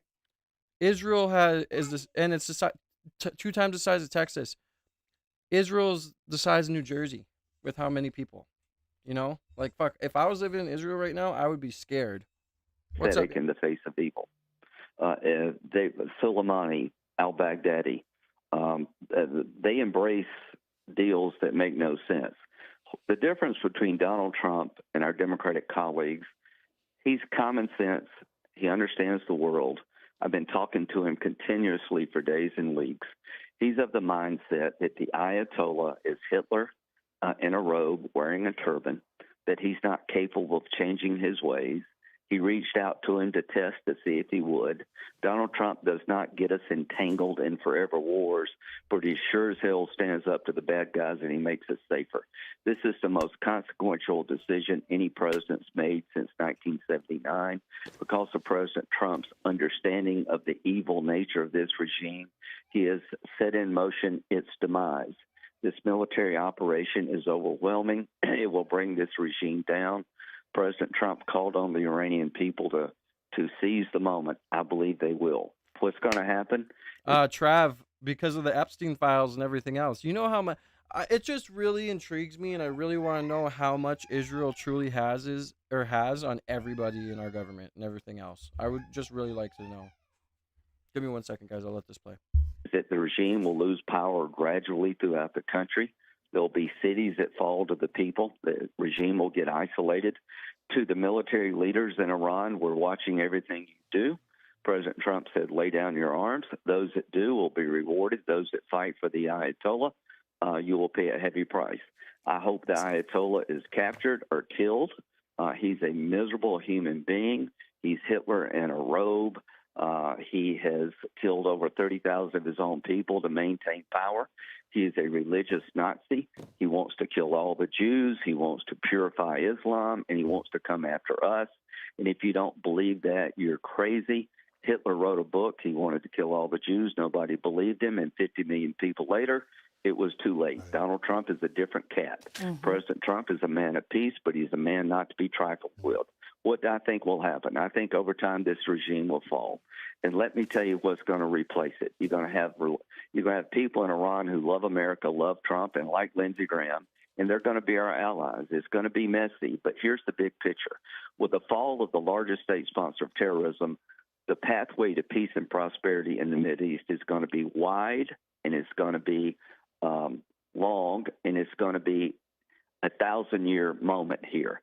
What will happen next if the regime falls? I think Saudi Arabia, the keeper of the Holy Mosque in Mecca and Medina, the center of Islam, will go back to the table to try to do peace with Israel. We were close before October the 7th. October the 7th was designed to stop normalization between Saudi Arabia and Israel. I think when this regime collapses, it will. We'll be back at the table of normalization. If Saudi Arabia recognizes Israel, it will be the biggest change in 1,000 years in the history of the Mideast. If this regime falls, Hamas, Hezbollah, and the Houthis, terrorist network supported by Iran, will collapse slowly but surely. The mothership of terrorism is about to go down. There's a new dawn coming in the Mideast. There's an But opportunity. what about all the sleeper cells or quote unquote terrorists are in America right now waiting to do something? What about that? Are we not worried about that? I guarantee you the CIA and everybody else is scrambling right now to work on seeing if there's anybody planning anything in America. Opportunity for the region to build on the Abraham Accords started in President Trump's first term. This is the most significant thing that's happened in my lifetime. It's the most. I wonder if they're happy that they hit a school. Significant thing that's happened in the Mideast in 1,000 years. The gold standard for Republican foreign policy is no longer Ronald Reagan. It is Donald J. Trump. Donald J. Trump has liberated our backyard by taking Venezuela down a narco-terrorist state. Cuba is now isolated because the mothership of Venezuela has fallen. He's gone after terrorist leaders one after another. He is now on the verge of taking down the largest state sponsor of terrorism that's haunted America since 1979, American blood on his hands. And this is due to the resolve of President Trump and understanding who he's dealing with. President Trump understood that he really didn't have a good partner for peace. The Ayatollah is not interested in deals. He's interested in destruction. He has a religious Nazi view of the world. Hitler wanted a master race, the Aryan race, to rule the world. The Ayatollah wants his version of Islam to rule Islam and the world. Donald Trump got it. He did it, and it's in motion now. God bless President Trump. To all of our troops out there, I'm thinking about you. I'm praying for you. If you get hurt, you fall in this endeavor, this enterprise called Epic Fury, you will have sacrifice would have been for a noble cause. This is why you serve. To the American people, get behind this operation. We're about to liberate Iran, which will set in motion peace and prosperity no one could even envision as recently as a year ago. This is a big friggin' deal. All right, Senator, I want to take you back for a second because you were talking about Saudi Arabia and how they're going to respond to this. What about the other Arab world, the UAE, Jordan? Are they supporting this president's actions right now? Absolutely, Lawrence. Great question. Where was I at last week? I was in Saudi Arabia, Israel, and the United Arab Emirates, trying to get Saudi and the UAE to knock off their dispute about Yemen and Sudan. I'm trying to do that. But I talked to MBS. I said, don't miscalculate here. Donald Trump is a man of his word. Help is on the way. Remember that? I never doubted him. It took a while to get the help there. But as of this moment, I can tell the entire world that when Donald Trump says something, he means it. Help is on the way to the Iranian people. Take advantage of the moment given to you by President Trump. To Saudi Arabia, MBS told me if this regime goes down, it opens up a new Mideast, and he's ready to go. He's ready to reengage. I'm going to go back soon, and I'm going to work with the administration to reengage and start normalization talks between Israel and Saudi Arabia. What does that mean for you at home? If Saudi Arabia, the most significant country in Islam, would recognize the one and only Jewish state, that is a blow to terrorism worse than any bomb. It's the biggest change in 1,000 years. It reshapes the entire Mid. Oh, welcome in, Natalie. God bless you. I hope you're doing good. I love seeing you when you come in here. I miss you. I wish you'd be in here more, but I know people get busy. But thank you for stopping in, Natalie. God bless you. I hope you've been doing good. I hope work's been going good. Keep doing God's work. And we're on the verge of it happening. And why? Because of the resolve of President Donald J. Trump and our military. All right. Thanks so much, Senator. Appreciate the perspective. Thank you, Senator Graham. I'm Steve Ducey. I'm Brian Kilmeade. And I'm Ainsley Earhart. New York, a little after 11 in the morning. And here you can see what I was talking about range, right? They have different missiles for different ranges. The yellow and the orange, they're just throwing all the missiles that they could care less about, that are easy to make, that aren't that long a range, but they still do a lot of damage to the coastal countries. And then they're saving the long range ones for Israel and everything else, or whoever else they want to attack. So it's going to be interesting to see. Like Charlie Kirk said, thank you to Clocking for the subscription. God bless you. Welcome to See Me Now family. Like Charlie Kirk said, this is a country 2 times the size of Texas, has 90 million people in it. And they watched every other country around them get destabilized, collapse, and they've been learning from it. And from the 12-day war, when Operation Nighthammer went down, you know, they've had 6 months to prepare. I guarantee you that they have had missile production at an all-time high. They've just been working their butts off to make sure they have a big, you know, stockpile. And they're going to run Israel's Iron Dome or whatever really, they're going to run it short, because at the end of the day, those Iron Dome missiles are way more expensive than anything that Iran's going to throw at them. So it's going to be interesting. Donald Trump, no new wars. Yeah, what a freaking loser and a liar. You know, I'm not anti-interventionist. Thank you guys for subbing up. God bless you. We're going to be at 10.7K here soon. We're almost going to be at 11K. You know, it's just, we shouldn't have started this. I'm so sick of us bending the knee for Israel, and now we're just intervening in something that doesn't benefit the United States at all. Now oil prices are going to go up, grocery prices are going to go up, everything is going to, like, nothing's going to, you know, benefit us from this. Israel doesn't benefit us at all. Why are we even doing this? You know? I mean, I don't know. That's just, because imagine if, because Iran right now is the only country right now that can push back on Israel. Imagine when they get destabilized. You thought Israel was doing stuff before and being bad before. Imagine what they're going to do now. If I'm doing my time calculations correctly, I'm sorry, a little after 10 in the morning in Tel Aviv. In Tehran, it's approaching noon. It's 11:34 there.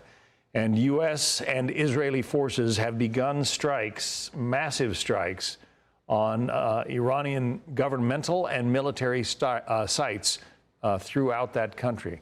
Let's get back to Trey Yingst. Trey, we just, pardon me, we just heard that extraordinary message that the president posted on Truth Social about these attacks, saying, among other things, that we are doing this not for now, but for the future. Any reaction that you're hearing in Israel to what the president had to say? Yeah, John, the United States and Israel are striking Iran as we speak. President Trump addressing the world, saying this operation is massive and ongoing. The Israelis are already responding. I'm talking with sources here who are watching closely what the president says.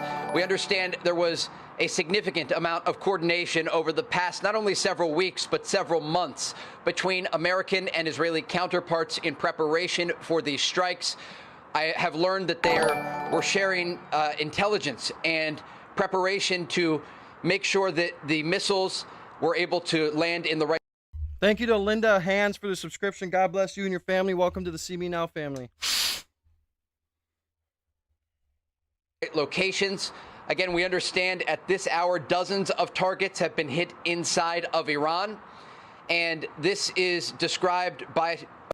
Who else subscribed? Let me shout out all the new subs. You guys know I always got to acknowledge you guys. Jen Pearson as well. Linda Hands. Thank you guys for subscribing. Welcome to the See Me Now family. Officials here and in the United States as an ongoing operation that is expected to take multiple days. It's important to look at what President Trump said about how the Americans will go after Iran's ballistic missile program. He says that Iran was developing longer-range missiles that threaten the United States and other allies around the world, and that the U.S. will destroy that missile program because it was not only threatening Israel, but the United States. You know that there are somewhere between 30 and 40,000 U.S. troops as we speak in the region. There are bases in places like Qatar, the Al Udeid base, in Kuwait, in Jordan, where there are U.S. jets right now, and of course in Israel. And the president extended an olive branch to the Iranians. He gave them a chance to come to the table and to make those diplomatic concessions about. Yeah, but, you know, the thing was too, like, why would Iran say that they were enjoying the negotiations for a nuclear deal? They were. I remember hearing that they were hopeful or whatever they said, and then the United States wouldn't comment. Like I said, that's how I knew that something was going to happen, because Iran was saying they're all hopeful and the United States wouldn't comment on it. So I don't know. I just hope everything turns out. You know, the main thing that we can all agree on is that you know, we got to pray for our men and women that are in the army, that are in these military bases around the situation. We got to pray for the, you know, people of the world, and just continue to hope for peace and hope for, you know, good things to happen. At the end of the day, we're all humans in this universe together. Regardless of what religion you are, you don't know what happens when you die. We're all in this universe together. We all just need to give each other a big hug, right? Their nuclear hugs, not missiles. Program. And you heard President Trump's special envoy, Steve Witkoff, in an interview on Fox. It was very interesting last weekend. And he said they're not quite sure why the Iranians are not getting the message. President Trump has proven time and time again that he is going to do what he says he's going to do. Remember, when we look at... By the way, guys, I do have a super chat goal up of 10 super chats, $1 and above. So get your name written down on the donor wall. Help me achieve my super chat goal of 10 super chats, $1 and above. Show some love and support. Any large donos, though, so YouTube doesn't take a brutal 30%. I know that people who donate a large amount didn't know that they take a 30%. This, you know, this is their platform, but is also the donor's prerogative to go where they want to donate. So go to the link. Thank you, JH, for the subscription. God bless you. Make sure you go to the Ko-Fi link that's pinned in the comments if you have any large donations you want to donate. But get your name on the donor wall. God bless you guys. God bless. The history here, this is a man who ordered the killing of Qasem Soleimani, a top Iranian general. And we're just getting an alert now as we speak, John, from Israel's Home Front Command. And my cameraman here is going to zoom in on the phone. And so we can see if you can see it here. But there's an alert coming in right now from Israel's Home Front Command. And this is warning people about incoming missile fire. My producer's going to translate it directly for me here. Just stand by 1 second here. And you can see that alert. Okay, so the translation here, the top line translation, John, is alert in your area. Please go to a safe room. This is indicative of incoming ballistic missile fire or drone fire. Just give me 1 second here. I just want to talk to the crew here. What do we know? Okay. So, John, again, these alerts this must be where a missile hit in Israel. Are expected to go out across the country here. It says, enter to protected space. And again, this is just an indication that the Israelis believe there are possible launches from Iran that could come and target population centers here. As we know, during the ongoing operation that took place last summer, the Israelis had to intercept a lot of the incoming fire, and they had help from the Americans to do so. There are a number of alerts that go. Abrox 1234. Yeah, well, I just showed the UK's representative or whatever saying that they're going to get involved with the war, so it looks like you guys are. Go out, and we're going to stay up with you here, John, as we go back and forth. Little Southern Patriot. Yeah, I was just saying that earlier. Be careful, guys. Stay safe, because you don't know where the sleeper cells of this country is. If they activate anything, if there's any sort of, you know, anything can happen at any place at any time. So please stay safe. You never know what anything is being planned within the United States, because we like to do this stuff and let them come here when we don't even know if they're involved. It's okay. Thank you, honey. I appreciate it. Go get a blanket and sit down.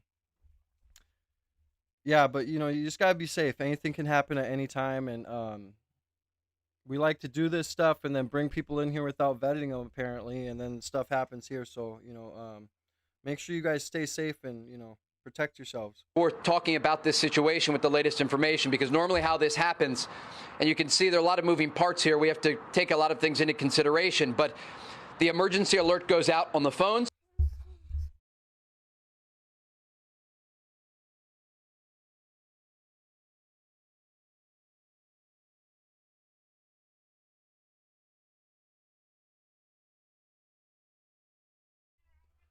Thank you for the thank you for the $10, Trav. I appreciate you, brother. Huh? I do, yes. You're a goober. Thank you, Trav, for the $10 dono. God bless you. 9 more donations to reach our goal. Donald Trump knew everything, or Donald Trump knew Iran was talking to cease. So this was, or hold on, sorry. Donald Trump knew Iran was talking to cease this, so we wouldn't have to have this day come to fruition. but he has Israel and his other ear telling him to go for some reason. The Epstein files. Yeah. Like I said, I think we need to get. We can't have anyone that's on the Epstein files in any sort of power anymore because they're just going to be compromised. And that's what I was saying earlier was like, you know, that's why we voted for Trump was no new wars. In his first term, it didn't seem like he was compromised and bending the knee to Israel, really. You know what I mean? But this term, it's just, you know, obvious that there's something they have over him to where he's bending the knee, and it's ridiculous. And we need a president who's America first. And I'm not welcome in, Jennifer. I'm not anti-intervention, but I'm anti-stupid intervention, right? But we'll see where this goes, I guess, right? Welcome in everybody that's new. Thank you for sharing your little girl. Yeah, she always has to come say hi or give me hugs and kisses. She loves what I do, so she's my biggest fan. But much love to you guys. I appreciate everybody. God bless you guys. Make sure you guys double tap the screen, show some love and support. Let's try and hit 200 likes. Make sure you guys hit the subscribe button with the notification bell. I appreciate everybody for being here today. God bless you guys. My apologies. I'm at work talking into a microphone and it didn't come out correctly. No, you're good, Trav. I knew what you're talking about. I'm a bad reader, so it is what it is, right? And as any sort of incoming fire gets closer, the sirens will sound across major cities like Tel Aviv, Israel's second largest city, and that is considered the last alert amid the incoming fire. And as this, I wish Trump would do like 3D chess, and I would respect Trump a whole lot more.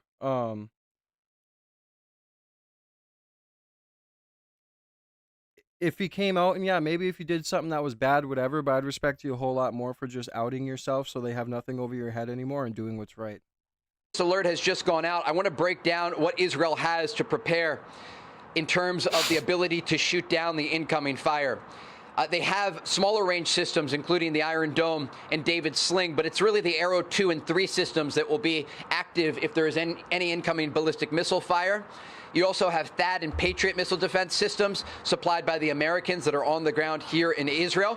And remember, there are some U.S. forces here that are helping in the southern part of the country at the CMCC because President Trump was able to get that ceasefire together between Israel and Hamas. And so there are American forces on the ground helping to implement that ceasefire. But of course, this is a separate issue here. I agree with you, Lone Wolf. That's what I mean. We do this stuff to these countries, then we allow them into our country without vetting them properly. I mean, look what happened in Washington, right? The decision to launch these strikes against the Iranian regime, according to President Trump, are meant to not only protect U.S. allies. We don't want Iran to have nuclear weapons, but North Korea does. But Israel has nuclear weapons, and the only reason why they have them is because they stole them from us. I mean, look up the USS Liberty. I mean, it's just, I don't know. I mean, they should be able to have an equal response to what happens too. I mean, if we could make a deal, but I mean, getting the bad people out of there may be a good thing, but I don't know. I feel like there's right and wrong things to do things, right? The region, but also to protect the United States. And as we wait to see if there is any incoming fire here, I want to just give you a rundown of what I was talking about before. President Trump gave Iran a diplomatic option. He gave them a chance to come to the table and reach a nuclear agreement, to export their enriched uranium, to reduce to zero their enriching process. And the Iranians were going back and forth about this with negotiators, including Steve Witkoff and Jared Kushner, and the answers were not sufficient for President Trump. It's Brazil, India, China, and South Africa. What's important to remember here, and again, this relates to the interview just last weekend on Fox News that U.S. Special Envoy Steve Witkoff gave, is that President Trump is a man during his first term who ordered a strike against. Thank you for your service, Michael or Michelle. I'm sorry, I always mess up people's names. Iran's top general, Qasem Soleimani, outside of Baghdad's international airport. The Iranians had threatened for years that if Soleimani was ever killed, there would be a crushing response. Ultimately, they fired 13. BRICS is Brazil, Russia, India, China, and South Africa. And it's to increase the global influence of major emerging economies. It's basically, China and everything working with these guys.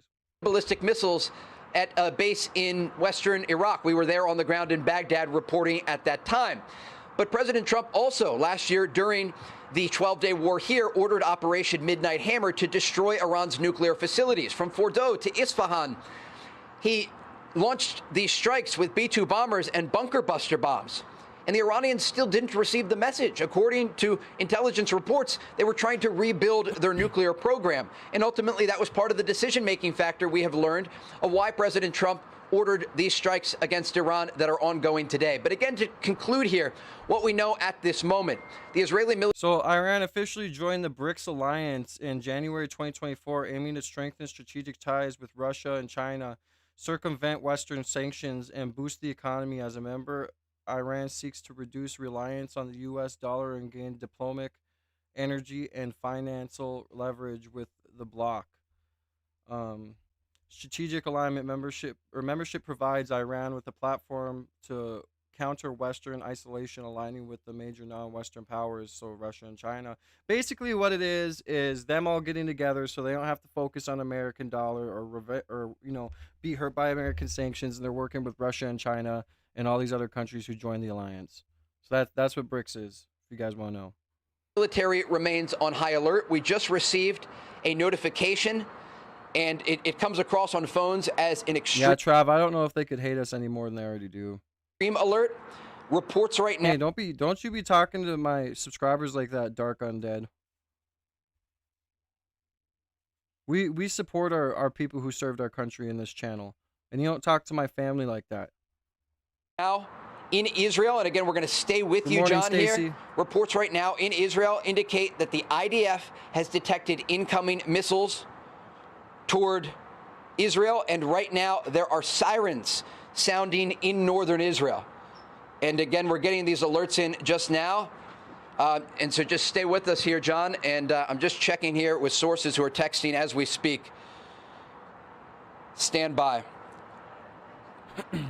Yep. Okay. So there are sirens sounding right now in northern Israel. Again, those alerts went out on phones about missile launches that were detected from Iran. They'll often go out across the country to ensure that people can stay close to safe rooms and bomb shelters. Some of them are inside buildings. Others are beneath the ground. But we see the amount of damage that these ballistic missiles can cause. More than 24 people were killed during the war last year in the 12-day war in June. I'm going to go check on my younger daughter. I'll be right back, guys. By these Iranian ballistic missiles. They often can overwhelm air defense systems, and I spoke with one U.S. intelligence official over the past week who said this was the major concern about a possible Iranian response, is that they would try to overwhelm the air defense systems that are here on the ground. We can also expect the Americans to assist in shooting down any of the incoming fire. Remember, the world's largest aircraft carrier, the USS Gerald R. Ford, is currently off the coast of Israel in the eastern Mediterranean. Local media is reporting at least 2 missiles were fired toward northern Israel, triggering those sirens. But again, we can report at this hour, John, that the Iranians have started their response. At this point, it appears to be limited, and that could be because, again, the Israelis and the Americans were working hand in glove over the past several weeks and months to prepare for these strikes. And you have to understand that the ballistic missile program is on the target list for the Americans and the Israelis. And so they are likely going after many of these positions early on to try to suppress any sort of possible response from the Iranians. But again, we understand the attack against Iran is ongoing at this hour, these strikes taking place in what President Trump says is going to be a massive and ongoing operation after he says Iran tried to rebuild their nuclear program. And he is preparing the world for the reality that this is not going to be an easy conflict, that American lives could be lost, he says, because the Iranians have the capability to fire at jets overhead, for example. They have the ability to fire at U.S. naval assets that are currently off the coast of Iran, near to the Strait of Hormuz. They have anti-ship missiles. And so this is a country that is massive. It's a country of 90 million people. And when you think about the amount of things that have to be targeted in an operation during the initial wave of strikes, it is significant. And that is why the president is describing these strikes as ongoing at this hour. And just to conclude here, John, the Israeli military just put out an alert saying defensive systems are operating to intercept the threat. Again, I'm putting on my movie for my daughters quick. Okay, I'll be right back, you guys. The special guest guy from Oklahoma. I'm gonna go put on Oklahoma K-pop Senator Demon Mark Hunters. Wayne Mullins sits I'm gonna go put on K-pop Demon Hunters for my daughter real quick. I'll be right back, okay? on the Armed Services Committee, and he joins us now. Senator, thanks so much for joining the program. What's your reaction to this great military operation, not only from the Israelis, but of course the United States leading the way as well? Yeah, first of all, let me talk to the Iranian people here. I want the Iranian people to know that this is their time. This is your time to get your country back. The American military and all its might is behind you. The president said that he doesn't bluff, that he would be there for you, but we can't fight your fight for you. We will protect you. We'll give you an opportunity to get your country back from the Ayatollah that's been pillaging you since 1979. We truly do care and love for y'all. We want you to come back, and we want to have a relationship for you. But for the generals that know who they are, for the Army that the president was speaking to the Revolutionary Guard, the president made it very clear, lay down your arms, fight for your country, not for the Ayatollah, and we'll give you complete amnesty. We want to see a free Iranian people. We want to see them take their country back and build it to the greatness that they can. Now, to go back to where we're at today, listen, the president had to build his assets up. We had to be ready for every outcome. Chairman Kaine, Secretary Hegseth, through this whole process has been giving the president options A, B, C, and D. The president wanted to make sure that we had every possible outcome mitigated as much as possible. But we also understand that this is a dangerous time for our men and women that so bravely fight for the United States interest home and abroad. The president is well within his authority to do so, to keep our interests safe. But he also spoke very clearly when he said, you know, casualties could take place, which that's what happens in a time of conflict like this. And so our prayers are not just with the servicemen and women, but all the family members that are back here that are worried about their loved ones that they're not hearing from right now. But I knew this time was going to happen. It was just a matter of timing because the president believes in peace through strength, but he wanted diplomacy to work and it didn't. Senator, the president said this morning in the speech, Iran could develop long-range missiles that can threaten our allies in Europe, our troops overseas, and eventually reach the American homeland, which explains why he decided to go through with this. But why didn't we get support from Europe? Why didn't we get support from the UK or from France? Well, I think we got more support than what you might think. There's a lot of logistical support. There was a lot of intelligence gathering that was taking place. We had the assets. There's no army. There's no country out there that can do what we can do. But to say they were completely silent in this, you may not see them on the front lines with us, but there was a lot of cooperation. All right, guys, my bad. My daughter was trying to come over here and she doesn't have a shirt on, so I had to turn off my camera, but I'm turning it back on. Let's get back to this. I'm gonna go put on K-pop Demon Hunters for my daughter, and I will be right back. Okay. You also notice that China and Russia is staying very silent on this, and the reason why is because no one wanted the Ayatollah and his murderous regime to be a nuclear powerhouse. They would completely destabilize that area, and a lot of people are concerned about the shipping lanes too. And so just because we're not seeing them out there doesn't mean they weren't participating, because they had access. A lot of these countries that you're referring to had access that we didn't because of the lack of maybe government-to-government relationships. Well, Starmer said flat out, can't use our bases, including Diego Garcia, which we specifically asked for. And the president picked up the phone and asked him, and that guy hanging on by a thread, this should finish him, I hope. Senator, let's talk about... I believe so. Yeah, it deserves. He's absolutely awful.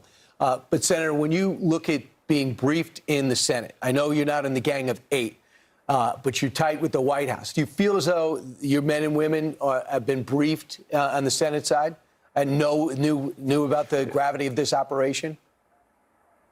Well, I know Congress has been briefed as a whole. I mean, the president had to hold this very tight. And so there was a circle of individuals that need to know, that are in had the ability to make decisions. But you have people like, honestly, Tlaib and Omar, that you can't brief Congress as a whole, because those individuals like that you just simply can't trust. And however, I do believe as we move forward with the operations, now that the operations are moving forward, I believe that the secretary will come to either be Rubio or Secretary Hegseth, or maybe both. Will be coming to Congress and doing a classified briefing as a whole for everybody. But you got to understand, this operation was very, obviously you can tell, very well coordinated. The timing was very important. It wasn't actually what I would say intimate, but at the same time, the president was really wanting Witkoff to be able to get a deal. Just Wednesday, some of our Arab nations reached out to me wanting to have an urgent meeting. And their message was that the Ayatollah wanted to go back to the Bush nuclear deal, which I told them it wasn't going to happen, that we weren't going to allow them to enrich to be able to have the ability to get a nuclear weapon because we can't trust them. And they said, well, what if he continues? And I said, well, it'll probably be suicidal for him. And they got the message very clear at that point, which I felt like it was interesting that they reached out to me to have that conversation. Shout out Uncle Dave. Stupid cat. Thank you, Jenna, for being such a good moderator, and Skippy. Much love to everybody, man. God bless you guys. Make sure you guys double tap that screen. 68 more beautiful people. Just need to double tap the screen and we'll be at 200 likes. I appreciate everybody for being here today, guys. Make sure you guys stay safe, and you know, God bless you guys. Thank you for being here. God bless. They wanted to go around Witkoff and directly have a message or a meeting with the president, which I said I wasn't going to help set up. So they knew something was happening. They knew the Ayatollah was looking for a more time to continue to build their nuclear weapons. But the Arab nations that I spoke to, I felt like was trying to do his bidding.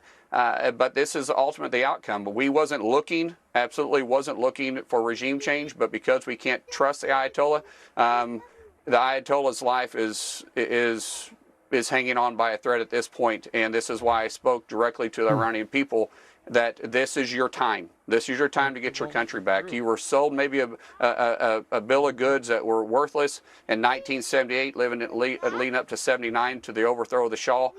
You were a Western country that we had great relationships with. You had more women in the workforce, professional workforce, than even the American people did. You had more women elected to government offices than the American people did. We want to see the greatness of Iran again, and we're there to help you. But you're good a little bit. We'll get you back there. You've got to fight for your country. I gotta go through my moderator list and get rid of some too, because there's some good moderators I had that don't show up for streaming more. So, Senator, what is your message to the folks here at home, specifically some that may be a part of the MAGA movement? Although the president made the case very clearly, he made it first through the State of the Union. He told the people of Iran, and then he just released this statement this morning laying out why he took his action. But some of them still disagree with him. You're one of those people that got elected during that wave of MAGA candidates. What would you tell them? Well, we're not looking for war, but President Trump believes, like Reagan, peace through strength. And if people think that what happens in Iran doesn't affect us, they're just wrong. We have a world economy. Our economy is tied into the world, and our dollar is the currency around the world, and we're also the world power. What happens in the Middle East does affect us. It affects the oil prices you guys were just talking about. 20% of it just through one canal is shipped daily through that area. We are making sure that they can't mine the canal. We're making sure that strait stays open. We're making sure that they're not able to disrupt shipping lanes. But they could do that. If Iran became a nuclear weapon, they could destabilize that entire region, which could destabilize the economy and could keep it in flux for years. Just think about it. They can disrupt 20% of the world oil for one day. The oil prices start climbing immediately, and you can't build and nor can you ship a product without factoring in energy costs. So it would completely keep it volatile. They could shut down 2 straits and yeah, Salty Colonel, you're out of here. You don't talk about my family like that, let alone just talk about the dead like that. Come on now. You guys need to respect each other in the chat. Little Southern Patriot, much love to you. I got you. Just ignore the trolls though, man. We just need 62 more beautiful. Thank you, ZK, for the subscription. God bless you and your family. Welcome to See Me Now family. We just need 62 more beautiful people. Double tap the screen. We will be at 200 likes. I appreciate everybody for being here. Sorry, I keep getting up just because I had to get my daughter some medicine. So and very easily take over one shipping canal, with them being a nuclear powerhouse. And so we do have a lot of assets in that region. I think, Brian, a while ago, you had a map up just showing all of our bases through there. There's a reason why through in that region we have so many bases, because how vitally important those shipping lanes are to the United States. If it wasn't, we wouldn't be so concentrated in that one area. And so I get. Hey guys, also 9 more super chats to help me reach my 10 super chat goal. 57 more minutes on it. Help me get 9 more super chats, $1 and above, to reach my 10 super chat goal. God bless you guys. Any large super chats, go to my Ko-Fi that's linked in the comments, in the pinned comment. God bless you guys. Get your name on the wall as well. As well, Trav, I gotta put your name on the wall. I didn't forget. Those that are with the MAGA movement that are upset. Some of those feel like we should maybe be more in an isolationist country, but there is going to be, and there always has been, a world power. And if we're not out there, then China is going to fill that vacuum, just as like they tried to do during the Biden administration. Trump came in and has reset that, and the world is paying attention and are appreciative of us pushing back against these terrorist organizations. I mean, think about this. How long have we been dealing with Iran? Since 1979. We've had multiple presidents that's ignored it. President Trump is saying we're finishing it. We're not going to continue to allow them to be a thorn on our side and constantly attacking us and us turning a blind eye to them. And playing this out, the reason why this is necessary and the ripple effects that could happen if you ever want to get this Gaza rebuilt. It's not going to happen as long as Hamas is there. And Hamas is not going to go away until Iran stops funding them. Iran will stop funding them when we're done with this campaign. If you ever want to pivot to China, we can't do that. We need more assets in this region because of Iran. And if we could have an Iran that is just not an enemy, they don't have to be a democracy. Whatever they need to do, they can do. But as long as they're not attacking us and making us the enemy and Israel, that'll settle things down, and we can pivot to where certain people on the right and on the left feel we should be more involved in the Pacific. We can't do it right now. Right. Brian, and I know you know this, but I want your audience to know that Iran was the #1 sponsor of terror around the world. And their whole goal was to disrupt the Western way of life, which is the heart of that is the United States. It wasn't a matter of if they wanted to put a nuclear weapon on us. It was just a matter of when they could do it. And they're not going to go away. You think the Houthis, you think Hamas, you could go down the list of terrorist organizations that they are directly tied to in funding. The reason why they have been inactive as of late is because after the 12-day war, Iran didn't have the resources to be able to send the money to them, but they were trying to build that back up. And you can see how we can stabilize a lot of these terror attacks by just taking out the head of the snake. And the head of the snake is the Ayatollah and his murderous regime, not the Iranian people. As I said, the Iranian people, they need to choose their next leadership. It's not for us to choose. It's not for us to find the next leader. We just want to make sure that whoever it is, we have a relationship with. It's your country. We're giving you the opportunity for the Iranian people to take back your beautiful and prosperous country that it once was. Yeah, and hopefully they will stop yelling or chanting death to America. They've been doing that for 47 years. Thank you, Senator, for coming on. Thanks, Senator. Right. And our next guest is an Iranian. Thank you. Senator Mark Wayne Mullen. He is a Republican from the state of Oklahoma and member of the Senate Armed Services Committee. Senator. All right, I got some videos I want to show here. Give me 1 second.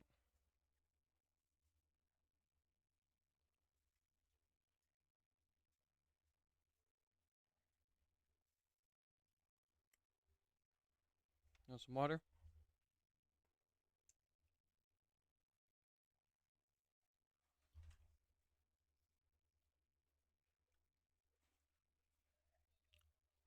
First of all, this soldier is based. A first-time caucus voter, Corporal Jesse Thorson, who is 28 years old, and you are active duty U.S. Army. Why did you vote for Ron Paul? Well, I'm really excited about a lot of his ideas, especially when it comes to bringing the soldiers home. I've been serving for 10 years now, and all 10 years of those have been during wartime. I'd like to see a little peacetime Army, and I think he has the right idea. Now, you have done 2 tours in Afghanistan. You told me you're going to go back for a 3rd tour. I mean, if you can see your neck right there, what you have on your tattoo, 9/11, remember, and a picture of the Twin Towers. You know, some Republicans out there have been saying that Ron Paul would be very dangerous for this country because he wants to bring troops like you back from your post from all over the world. Well, I think it would be even more dangerous to start nitpicking wars with other countries. Someone like Iran, Israel is more than capable of. All right, we just lost our connection, unfortunately. All right, yeah, we see that soldier's based. All right, this is just crazy to watch. Watch this video.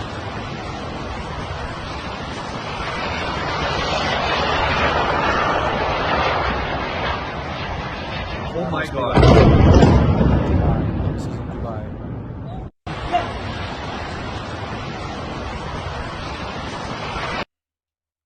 We'll watch that in a second.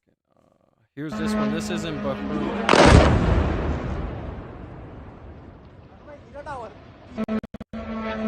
These kamikaze drones sound like scary.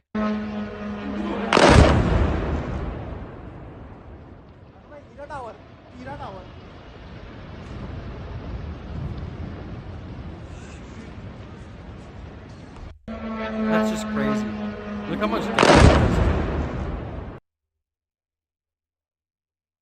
Come on, goodness. All right, so Candace Owens posts, "We'll never forget that they unalived Charlie Kirk for this war, and he knew they were going to do it. He spent his final days mentally anguished, texting the very people who would ultimately betray him. In honor of Charlie, I stand against Israel." They were wrong about Libya. Yeah, you're going to have to earn our trust on this one. This is more Israel pushing for Iran. But is that America's problem? That's a question. I mean, maybe the answer is yes. Maybe the answer is, you know what? They were wrong about Iraq. They were wrong about Syria. They were wrong about Afghanistan. They were wrong about the Taliban. They were wrong about Libya. They were wrong about the Arab Spring. They were wrong about Yemen. They were wrong about the Arabian Peninsula. They were wrong about the 9/11 hijackers being Saudi Arabian. But hey, 10th time's a charm. This time we're actually right. Yeah, you're going to have to earn our trust on this one. Yeah, that's exactly right. Let's see what's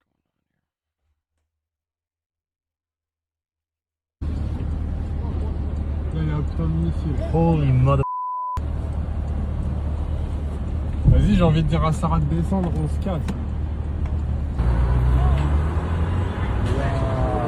Après, il est pas... Ouais, mais quand même, peut-être pas être un accident.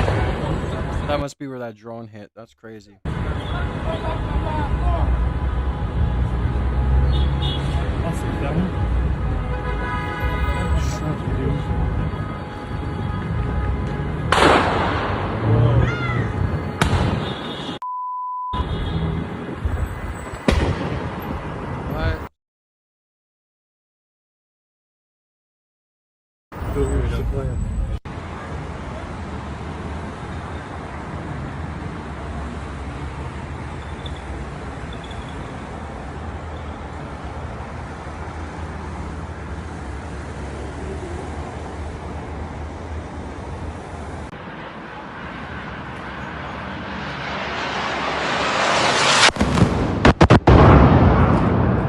I wonder how bad this guy's ears hurt right now.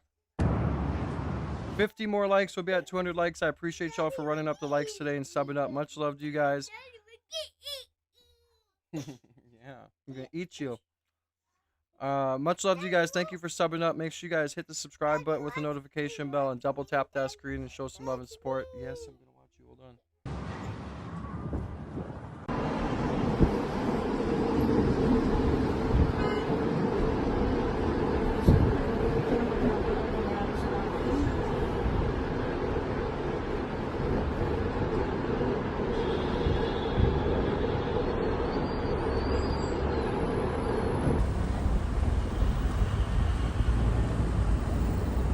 I'm surprised that Dubai, with how much money they make, they don't have like an Iron Dome of some sort, you know? I feel like if all these countries are gonna have an American base on them, then we should at least do them a favor and like have some sort of counter defense to if anything, if this happens, you know?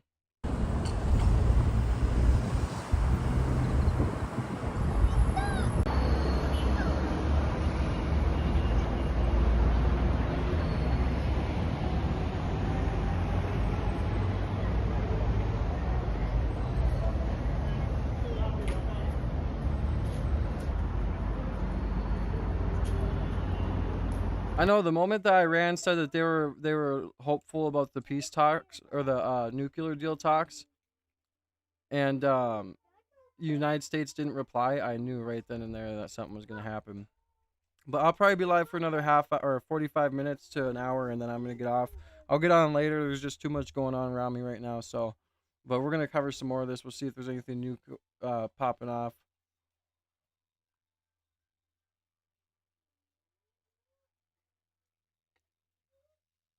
Supposedly Israeli military video showing the strike on Iran.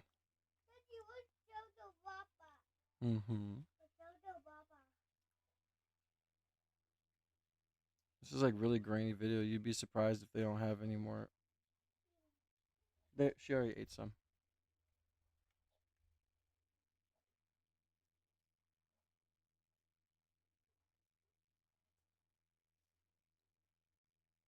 You think that they'd have better 4K footage? There's sirens in Jerusalem, Watch right? what Trump said. Oh my. There's sirens in.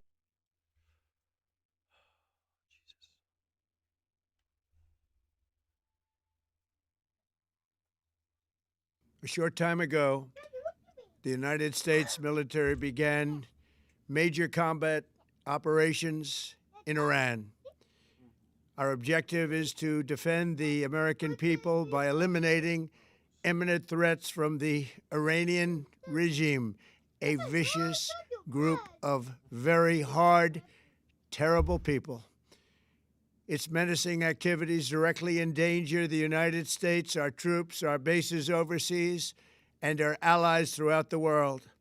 For 47 years, the Iranian regime has chanted death. Trav, by the way, your name's on the wall. Much love to you for the $10 donation. Thank you so much. All you guys' donos really, truly do help the channel, and I do truly appreciate it. 9 more donations, $1 and above. Help me reach my super chat goal of 10 super chats. Hold on. Help me reach my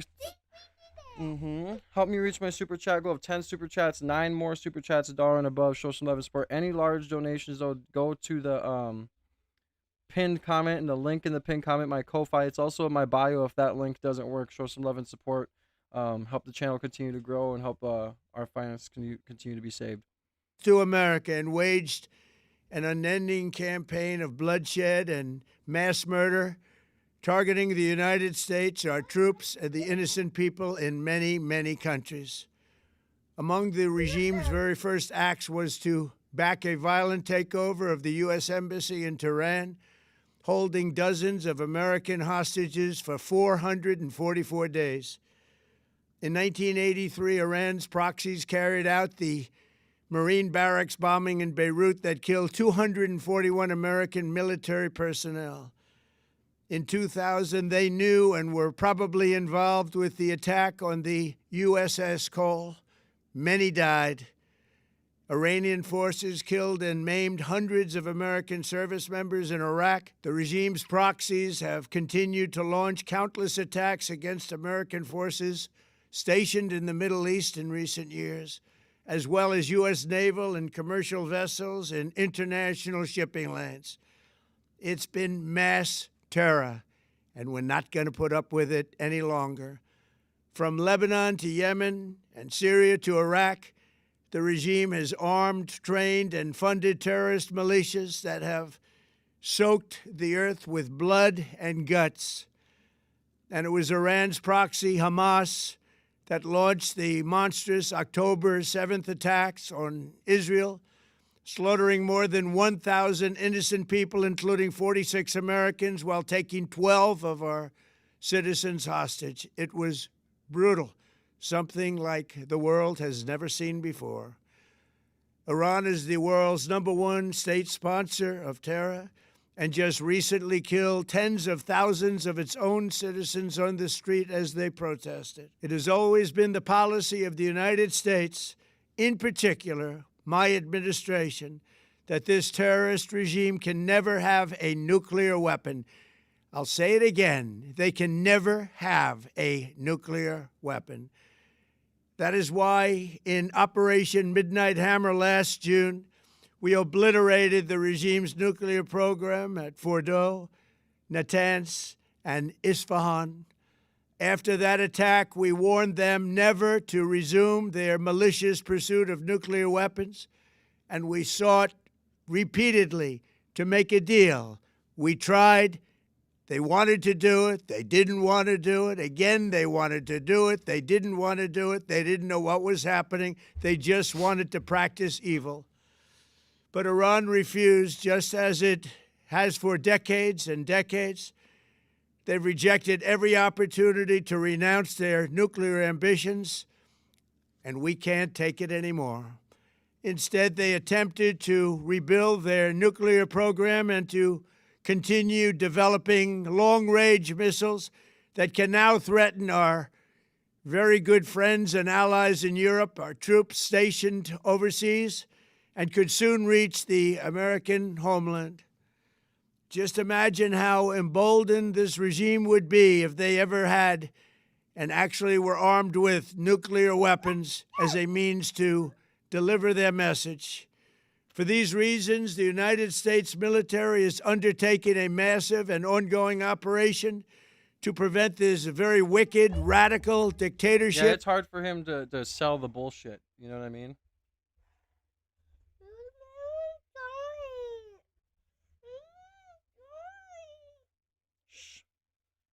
From threatening America and our core national security interests.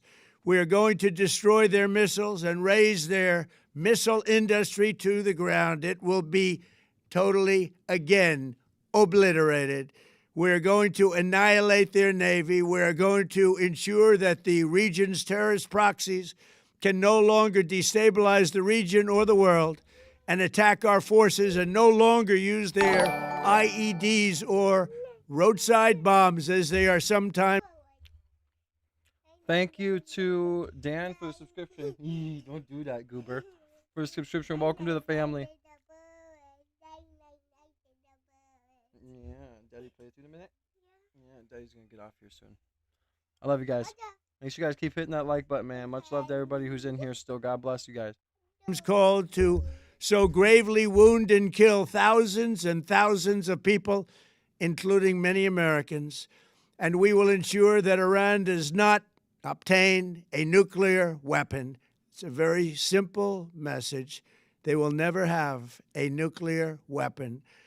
This regime will soon learn that no one should challenge the strength and might of the United States Armed Forces. I built and rebuilt our military in my first administration, and there is no military on earth even close to its power, strength, or sophistication. My administration has taken every possible step to minimize the risk to U.S. personnel in the region. Even so, and I do not make this statement lightly, the Iranian regime seeks to kill. The lives of courageous American heroes may be lost, and we may have casualties. That often happens in war. But we're doing this not for now. All right, Ron, I hope you have a good day. Much love and prayers to you as well. God bless. Welcome to the See Me Now family. I hope to see you in the next stream. Yeah, you're so silly. Don't do that and then chew on it. Goober, that's icky now. Much love to you, bro. See you in the next stream. Now, we're doing this for the future. And By the way, guys, we have 39 minutes left in my super chat goal. 10 super chats, $1 and above. We need 9 more to reach our goal. Thank you to Trav for the $10. God bless you. Help me reach my super chat goal of 10 super chats, $1 and above. Get your name written down on the donor wall. Any sort of large donations, though, go to ko-fi.com/see me now. The link is in the pinned comments as well as in my bio. It's a noble mission. We pray for every service member as they selflessly risk their lives to ensure that Americans and our children will never be threatened by a nuclear-armed Iran. We ask God to protect all of our heroes in harm's way, and we trust that with his help, the men and women of the armed forces will prevail. We have the greatest in the world, and they will prevail. To the members of the Islamic Revolutionary Guard, the armed forces, and all of the police, I say tonight that you must lay down your weapons and have complete immunity, or, in the alternative, face certain death. So, lay down your arms. You will be treated fairly with total immunity, or you will face certain death. Finally, to the great, proud people of Iran, I say tonight that the hour of your freedom is at hand. Stay sheltered. Don't leave your home. It's very dangerous outside. Bombs will be dropping everywhere. When we are finished, take over your government. It will be Bombs yours will be dropping to take. everywhere, he said. This will be... Take over your government. See, I wonder, are they seeing this? Are they seeing him say this? Because when I heard the other podcast, or when I heard the other, welcome in, Nicole. When I heard the news clip earlier, they said they didn't have internet, that they had cyber attacks on their TV and news stations. So it's like, are they seeing Donald Trump say this? I mean, I don't know. It's hard to know anything anymore. Probably your only chance for generations. For many years, you have asked for America's help, but you never got it. No president was willing to do what I am willing to do tonight. Now you have a president who is giving you what you want. So let's see how you respond. America is backing you with overwhelming strength and devastating force. Now is the time to seize control of your destiny and to unleash the prosperous and glorious future that is close within your reach. This is the moment for action. Do not let it pass. May God bless the brave men and women of America's armed forces. May God bless the United States of America. May God bless you all. Thank you.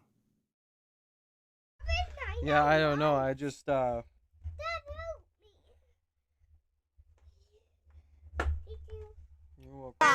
are the talks going with Iran? Are you happy with the progress? I'm not happy with the fact that they're not willing to give us what we have to have. So I'm not thrilled with that. We'll see what happens. We're talking later. We'll have some additional talks today. But no, I'm not happy with the way they're going. Concerned at all about President Bill Clinton being deposed and that sets precedent for you and your family? I don't like seeing him deposed, but, you know, they certainly went after me a lot more than that. I don't like seeing him. Look, I like him, and I don't like seeing him deposed. Saying they have the votes to subpoena Howard Lutnick. What is your reaction to that? Howard would go in and do whatever he has to say. He's a very innocent guy. He's doing a good job. He's an innocent guy, but yet we see pictures with him and Epstein all over the place. President, you especially envoy Tom Barak now is in Iraq. What's your message to the Iraqi leadership? Well, I get along very well with the Iraqi leadership. Thank you. Governor Pritzker posted on social media that you're planning to steal the 2026 midterm elections. In fact, he says the plan is already underway. How do you respond to Governor Pritzker? Well, he's got to focus on crime in his state. The crime in his state's doing very badly. If we went and took care of it, we would do just like Washington, D.C. We have no crime.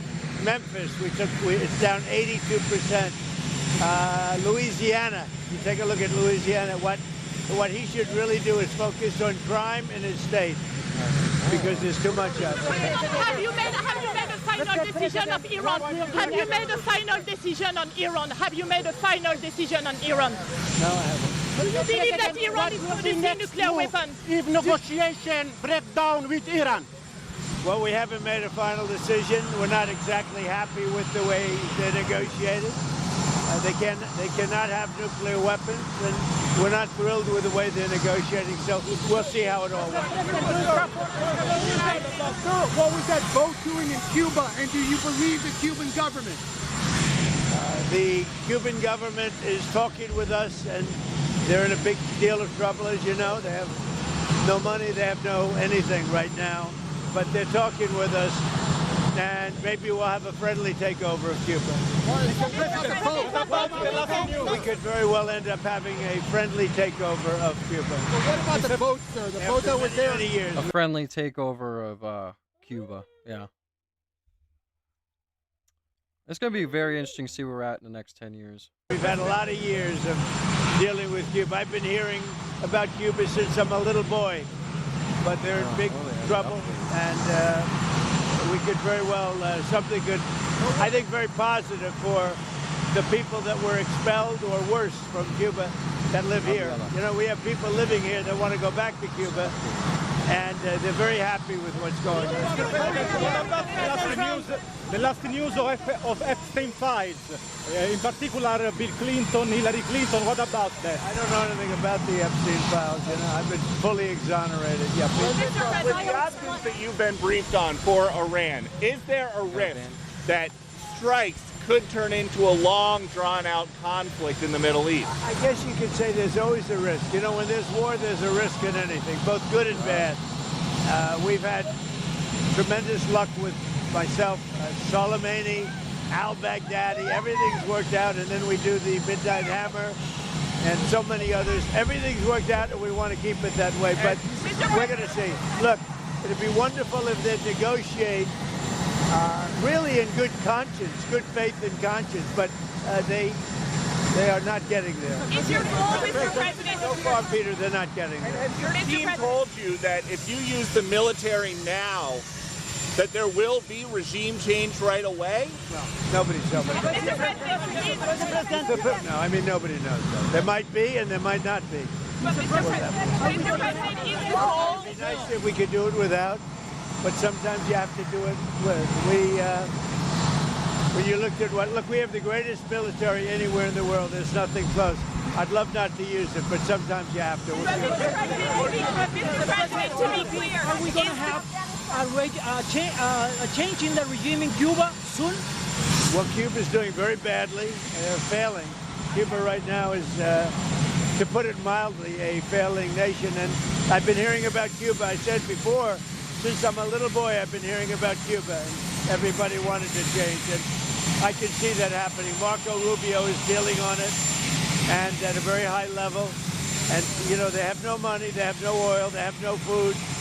And it's really right now a nation in deep trouble, and they want our help. Mr. President, in Iran, Mr. President. You talk about sanctions relief for Russia and expanding U.S.-Russia economic and trade ties as part of sanctions relief. I'd like to just see that war over with.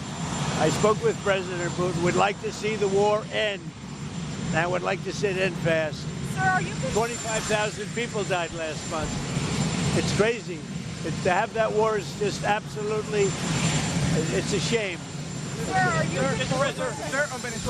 you considering a national emergency? Are you considering a national emergency around the midterm elections? Who told you that? There's been reporting that there's an executive order, proposed executive order about this. Are you looking at that? Are you considering? I've never heard. I know that you said that the regime of Delcy Rodriguez is cooperating, but in that government there's still an individual, the Minister of Interior, Diosdado Cabello. He's still indicted by the U.S. government for narco trafficking and narco terrorism. Do you want to see him facing charges here in the United States? What we'll do is I'll take a look at it. Will there be implications for Cuba? Are you going to Minneapolis around President Putin, sir? We'll see what happens. We want to make a deal. We're going to make a deal. It's a question of when. We want to make. How are you? Hello. How are you? Hello. We want to make a deal with Russia. We want to make a deal with Ukraine. I think we're very close, but we'll see what happens. President, will there be an update on Mr. President, thank you. Mr. President, what are you going to do about the violation of Rwanda? He violated the peace accord. We're looking at it this afternoon. That's exactly. Mr. President, talk. Mr. President, are you planning to restore ties with Belarus? Are you planning to restore ties with Belarus? With Belarus in Europe? Yeah. What about Belarus? Yeah, I know it very well. Well, go ahead. Are you planning to restore a relationship with them? We have a good relationship, and the leader is somebody that I have a lot of respect for. With Belarus, we have a very good relationship. Do you have any conditions for them? I like the leader a lot. Do you have any conditions for them? What are you saying? Mr. President. Less, not more. Mr. President, congratulations on the State of the Union, sir. Mortgage rates, 30-year mortgage rates. Everyone who's in here, welcome in, guys. We just need 32 more people to like the stream. We'll be at 200 likes. I appreciate you guys for being here.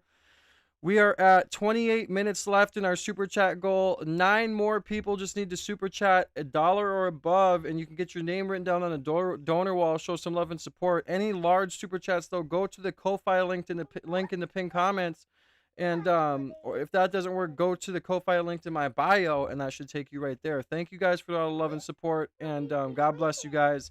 Again, help me reach my super chat goal by super chatting $1 and above. 9 more super chats. Thank you to Trav for the $10. God bless you guys. Hit below 6% the first time in 4 years. Mortgage rates are going down very rapidly. What's your message to young people like me who want to buy a home under you? Save a little money, wait a little longer. You're going to get a mortgage for a very low rate. Mr. President, is there talk about with He's got a great job, too. What? Is there that was shot down in Texas. Hold on. Is Iran trying to string you along? Well, we're not happy with what's going on. They should make a deal. They'd be smart if they made a deal. No nuclear weapon. We want no nuclear weapons by Iran, and they're not saying those golden words. Mr. President, I'm filling in for Brian Glenn. What do you hope to achieve on this trip to Texas? Do you plan on making any endorsements while you're there? What we're having is tremendous luck with oil. We've got more oil than anybody, and the prices of gasoline are coming way down, and prices generally are coming way down. The pricing it's been amazing what we've been able to do in 1 year. Prices are way down, led by energy, led by oil. So it's Texas. It's a little bit of an oil meeting, I would say. Thank you. Thank you, Mr. President. Are you still considering an executive order on elections? No, I haven't heard about that. Mr. President. Thank you. Next weekend in Florida, are you receiving leaders from Latin America? What do you intend to discuss with them? And if you had a date to receive the president of Brazil here at the White House? Well, I get along with the president of Brazil very well. I'd love to. And for the meeting with Latin American leaders? Pakistan has waged a war against Afghanistan. Have they asked you to intervene? Has anyone reached out to you on that? I would, but I get along with Pakistan, as you know, very well. Very, very well. You have a great prime minister. You have a great general there. You have a great leader that I think two of the people that I really respect a lot. And I think that Pakistan is doing terrifically well, yeah. Mr. President, why you are not happy about Nouri Maliki nominated to become a new Prime Minister of Iraq? We're going to see what happens with Iraq. We're going to see what happens. Thank you, Mr. President. It'll all work out well. And I like Iraq, and I like the people of Iraq a lot. Thank you very much. Yeah, I don't know. And then today it's like this, so I don't know. Just a... We're proud to tell you they're from Venezuela, these big ships.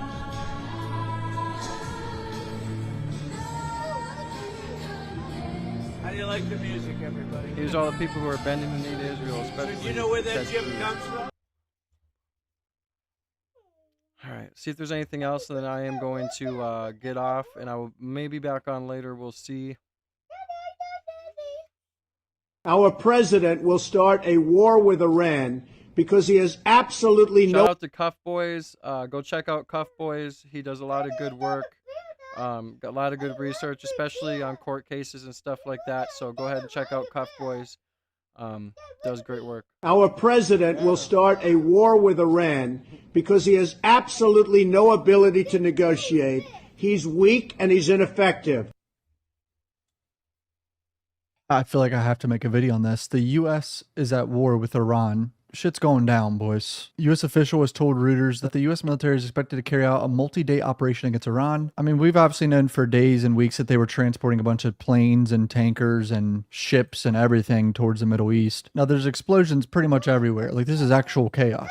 Impact near an American military base in Bahrain. Bahrain's Ministry of Interior announced the activation of alarms warning of missile fire in the country. Residents were instructed to stay in protected areas. I guess we should watch him explain why they're doing this. I'll put it in a faster speed and edit out the rambling. And the United States military began major combat operations in Iran. Our objective is to defend the American.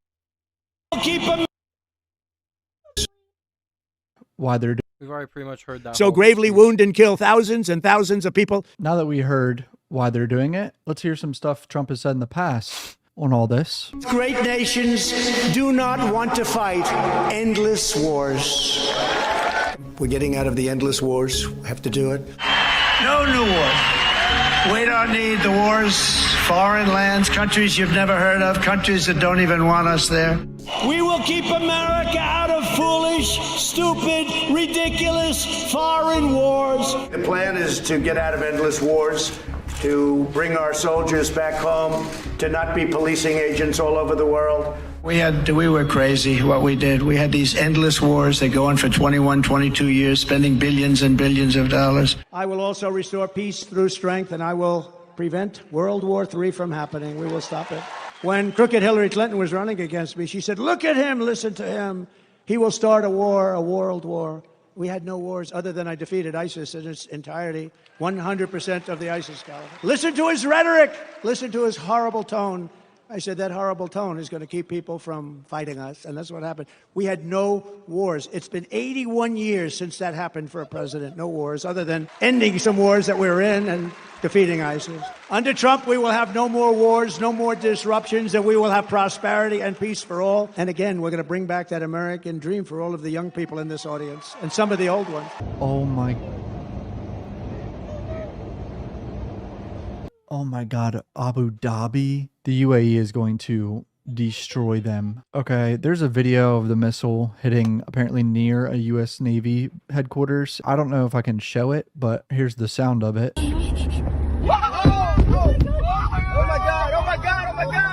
Yeah, Explosions heard in Tehran. 2 residents reported hearing the sound of strikes echoing across the capital. U.S. Ambassador to Israel Mike Huckabee said on social media, families and American citizens should stay near shelters and take immediate action if sound alerts or sirens. The U.S. and Israel are striking together against Iran. Rep. Thomas Massey tweeted out, these are acts of war unauthorized by Congress. Is that surprising to anyone? Iraq closes its airspace. Trump acknowledges attacks on Iran may lead to U.S. casualties. The lives of courageous American heroes may be lost, and we may have casualties. That often happens in war. But brother, part of your whole thing was no war and no deaths and no money being spent on stuff like this. That was one of his main campaign points. Iran currently has a self-imposed limit on its ballistic missile program, limiting their range to 1,200 miles. That puts all the Middle East and some Eastern Europe in their range. There's no public evidence of Iran seeking to have intercontinental ballistic missiles. Iran has also said no longer enriches uranium, but has blocked international inspectors from visiting the sites America bombed during the 12-day war in June. Largest U.S. military presence in Middle East in decades. The president that literally ran on peace in the Middle East. I mean, aircraft carrier USS Abraham Lincoln and 3 guided missile destroyers at the end of January bolstered the number of warships in the region. The USS Gerald R. Ford and 4 accompanying destroyers were later dispatched from the Caribbean Sea. 10,000 additional U.S. troops to the region. Iran launches first wave of drones and missiles against Israel. Explosions heard in skies over Syria and Lebanon. Israel says attack on Iran was coordinated with U.S. months ahead. Israel plans the current operation to be much more powerful than the 12-day war Israel launched against Iran in June. UAE closes airspace, of course. Explosions. I appreciate you for subbing up. Laura Teeling, thank you for the sub. God bless you and your family. Welcome to the See Me Now family. Victor Manza, too, thank you for subbing. I don't know if I thanked you yet. Welcome to the family, guys. Much love to everybody. We do have around, I think, 19 minutes left on the super chat goal. We just need 9 more super chats, $1 and above. Get your name written down on Donor. Help me reach my goal. Any large amount of dono, though, go to the pinned comment and go to the link in the pinned comment to my Ko-Fi. If that link doesn't work, go to my bio. Help support your boy. The super chats and donations go a long way with the studio. We are working on different looks and updates to the studio as we speak. So help your boy continue to be able to do this Monday through Friday, even on some weekends from 9 a.m. Central Time to about 2 p.m. Heard in Qatar. This is so bad. This is really, really bad. Qatar shoots down Iranian missiles. Iran's foreign ministry says time has come to defend the homeland. Iran makes war preparations with Iraqi militias. Meeting took place 2 months ago between Iranian officials and allied Iraqi militias to make plans for a response in case Iran was attacked. Response would target U.S. forces' interests in Iraqi semi-autonomous northern Kurdish region and in neighboring Jordan. U.S. troops have vacated bases where they were previously stationed in Iraq. Welcome in, Mary. Control of the central government in Baghdad as a result of an agreement to end the military mission in Iraq. An American-led 26 more beautiful people. Just need to double tap the screen. We'll be at 200 likes. I appreciate you guys for running it up today. Let's see how many subs we're at. Holy crap, we've gained almost 80 subscribers. Thank you guys so much for all the love today and subbing up. Welcome to the family, guys. Coalition fighting the Islamic State. Germany was informed in advance of Israel strikes on Iran. France calls on citizens to exercise extreme caution. Malaysia condemns strikes on Iran. Drone strike hits militia headquarters in Iraq. The extent to the damage of the 5th Fleet headquarters wasn't immediately clear. The base is located just to the southeast central of Manama. Ships that are typically docked Yeah, so this is the military base I was talking about that was hit.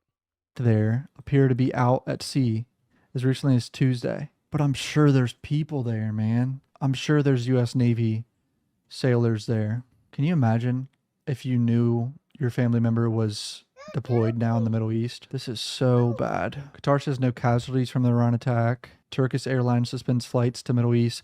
American Airlines flights literally are turning around from the Middle East right now. I just saw on Twitter. They're taking a fucking U-turn and avoiding the entire area. UAE says 1 person killed. Yeah, you don't want to get shot down.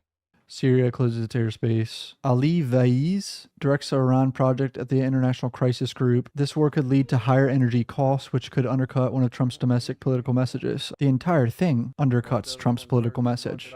Every single aspect of this does that. Iran says it has struck several facilities in the region. They're calling it Truthful Promise 4. They hit the U.S. 5th Fleet in Bahrain, as well as U.S. bases in Qatar and UAE, and military targets in Israel. No reports on the damage, as in 3 minutes ago. 30 seconds ago, 5 students killed at a girls' school in Iran. Watch this. Oh, man. Aubrey, watch. Hold on, guys. I'm showing my daughter my AI camera. Hold on. Aubrey, look. Look up here. Look. You see it? Aubrey, look. Look at it's looking at us. Yeah. Look at your camera right now. Sorry, guys. All right, we're going to watch probably one more video, and then I am going to get off, spend some time with my girls, and if anything new happens, I'll be making content on it and getting back on live to check it out. This is crazy. I knew something was going to happen over the weekend. I just had a feeling about it, and yeah, I really don't know if there's stuff still going on here, and I don't know. I'm going to go on Twitter real quick. 1 second.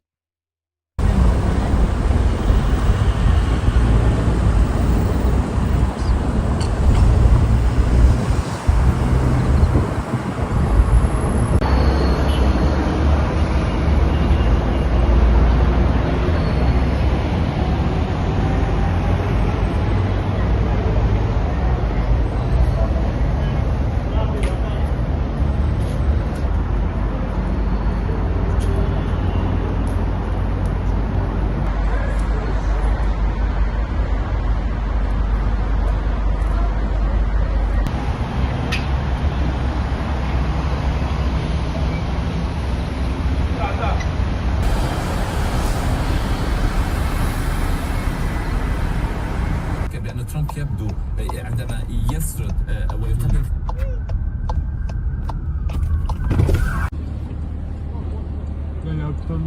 Holy mother. Vas-y, j'ai envie de dire à Sarah de descendre, on se casse. Après, il est pas dit. Ouais, mais quand même, peut-être pas être pour incident.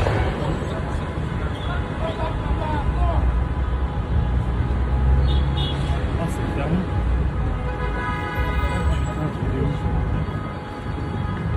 Alright, guys, let's not forget.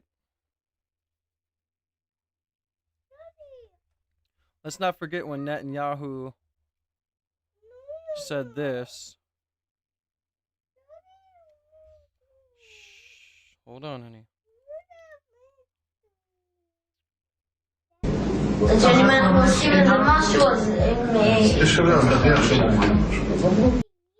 And even if they say something, then they say something so much. 80% of Americans support it. Look, I wasn't afraid to maneuver the Clinton administration. I wasn't afraid to go against the UN. It was just a little clip of him talking like he was back then about how you control America easily.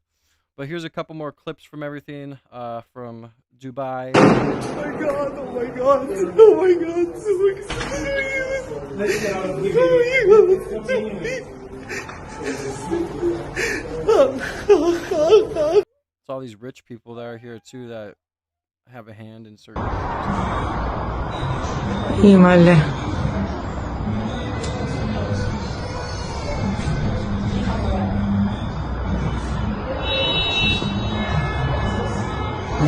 I'm surprised Dubai doesn't have an Iron Dome like, you know, like Israel says. Hold on, so this is Dubai right now.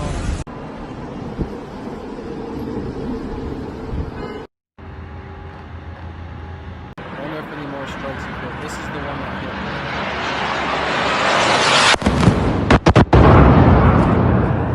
Yeah, that's just crazy. And apparently here's some supersonic missiles that are being launched from Iran. I mean, look how crazy that looks, just breaking the sound barrier.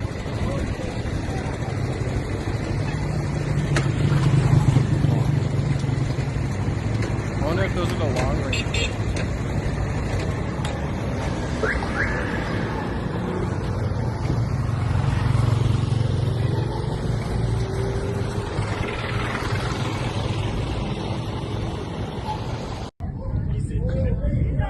That's just crazy, man. Look at this shit. That one looks like it's coming down. Is that coming closer?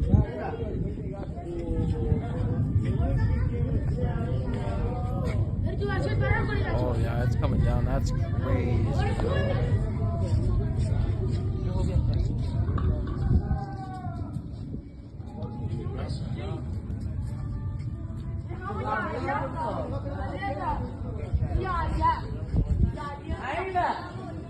That's crazy. You think that Dubai would have Iron Dome, kind of like, you know, Israel does. You know, I think that if we have a military bases close to people we're going to attack, maybe we should have a defense plan, right? All right, so we're going to watch this last for more, clip right the here. strike came a day. We're going to watch this last clip right here, and then I'm going to get off, guys, okay? And then if anything else, I'll be back on later, okay? I appreciate y'all for running it up for me today. You guys are awesome. I really do appreciate you guys. I have the best community on YouTube, and I stand by that 100%. If you guys want to help support me, we have 10 minutes left on my super chat goal. 9 more super chats, $1 and above, to help me reach my 10 super chat goal. Any big super chats, go to the Ko-Fi link in my bio and super chat through there. Get your name written down on the donor wall. Help support your boy. It really goes a long way. God bless. After the State Department announced Secretary of State Marco Rubio had plans to travel to Israel. Now, Julian Turner is at the State Department with the latest. Julian. Or Tercia. Kaylee, don't Good know job. yet. State has not confirmed Homecoming. whether that trip is on or off. We can only. All right, give me 1 second, guys.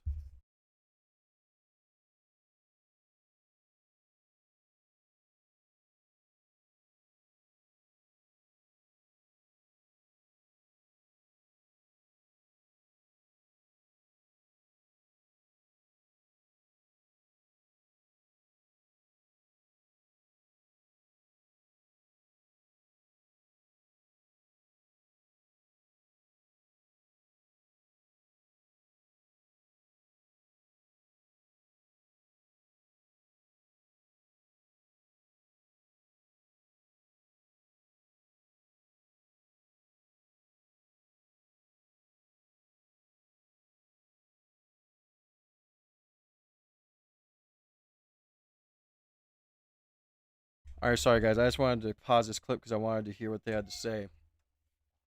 Iran calling on allies to fight U.S. anticipated is not happening. They do tell us, though, that right now Secretary of State Rubio is with the president at Mar-a-Lago, monitoring everything that is going on all through the night. This morning, Have there a good are day, a tens little of bit. thousands. God bless you. Sending love to you as well. I'm looking forward to seeing you in the next stream. God bless you and stay safe, okay? Stay strapped up. Thousands of Just Americans. like with my house. We're strapped up here. And I've even been having the feeling to go buy more ammo, you know? So I've been spending some of my money on getting more ammo because it's like, you know, yeah. Americans in harm's way in the region, potentially hundreds of thousands.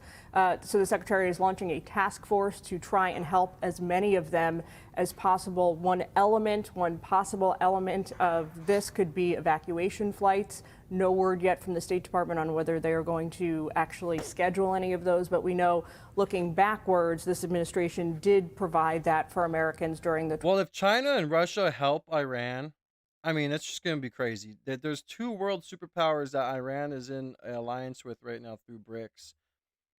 It's just going to be interesting to see where this goes, and I pray for everybody, and I pray for peace. That's the only thing I can say right now. 12-day war. Also getting confirmation that Secretary Rubio did brief congressional leadership ahead of these strikes. He briefed 7 of the 8 congressional leaders that form the infamous Gang of 8. Apparently, he was hitting the phones all night. He was able to reach 7 of them. We don't know who the 8th was, though I suspect we will find out imminently from Capitol Hill. Meanwhile, Iran's foreign minister telling his allies in the region, or who he thought were his allies, that he is going to be counting on them to counter the United States and Israel's attacks. Here is what he just said. We have new sound from Aragachi in an interview. Well, there is no communication right now. But if Americans want to talk to us, they know how they can contact me. We are certainly interested for de-escalation. This is not our war. This is an imposed war against us. This is a war of choice by the United States, and they have to pay for that. And they do. So heads of state in the region, though, are not going along with that program. They are denouncing Iran's retaliatory strikes in the region. Saudi Arabia put out a statement where they said they denounced them along with the UAE, Bahrain, Qatar, Kuwait, Jordan. European allies are weighing in now as well. The UK, France, and Germany denouncing Iran in a statement. Keir Starmer also just said this, Prime Minister of Britain, a moment ago. The United Kingdom played no role in these strikes, but we have long been clear. The regime in Iran is utterly abhorrent. They have murdered thousands of their own people, brutally crushed dissent, and sought to destabilize the region.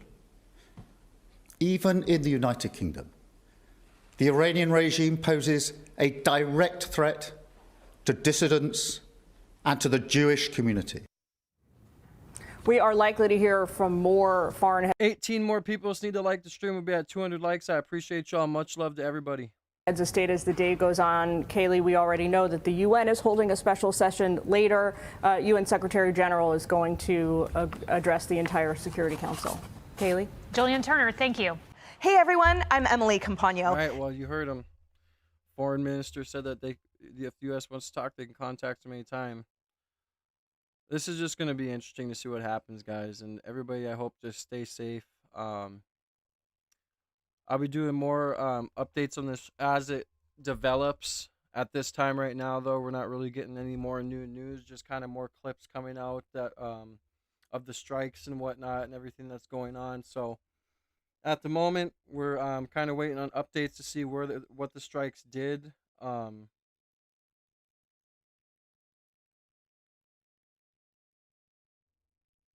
What the strikes did, kind of like this post right here, I guess.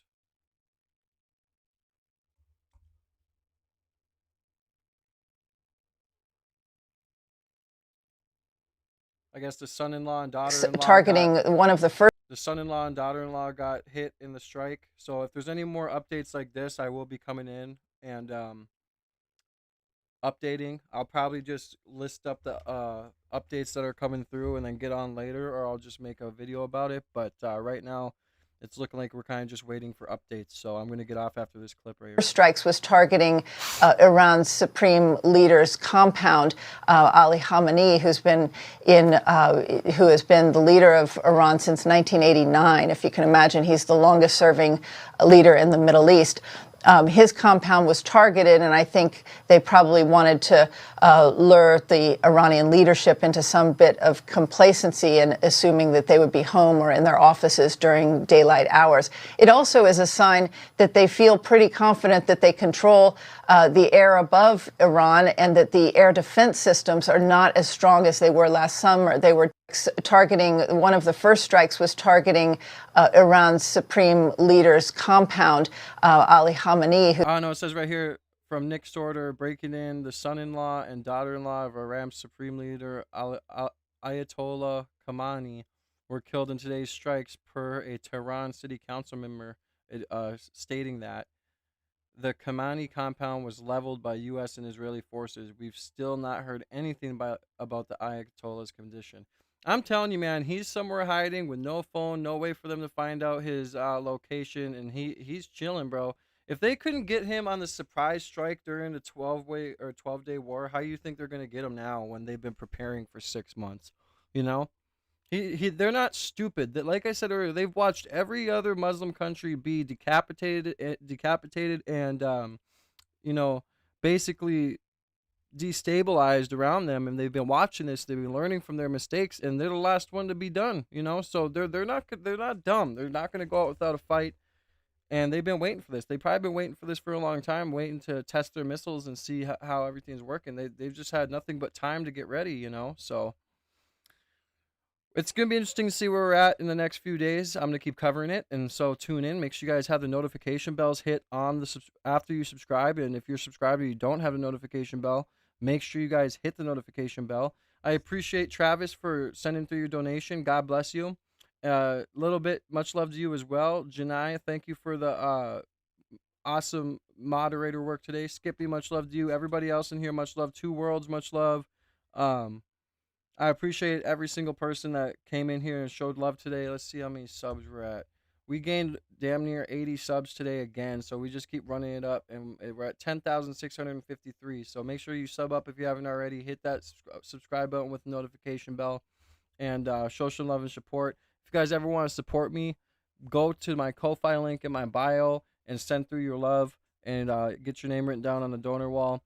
It goes a long way. I try and save every single super chat and dono I get, so I'm trying to save up for something big for this channel. So all the donations really go a long way. So God bless you guys. I'll see you guys in a little bit. Stay safe. We don't know if there's sleeper cells in America or if anything's going to be activated in America, so stay safe. Anything can happen at any time.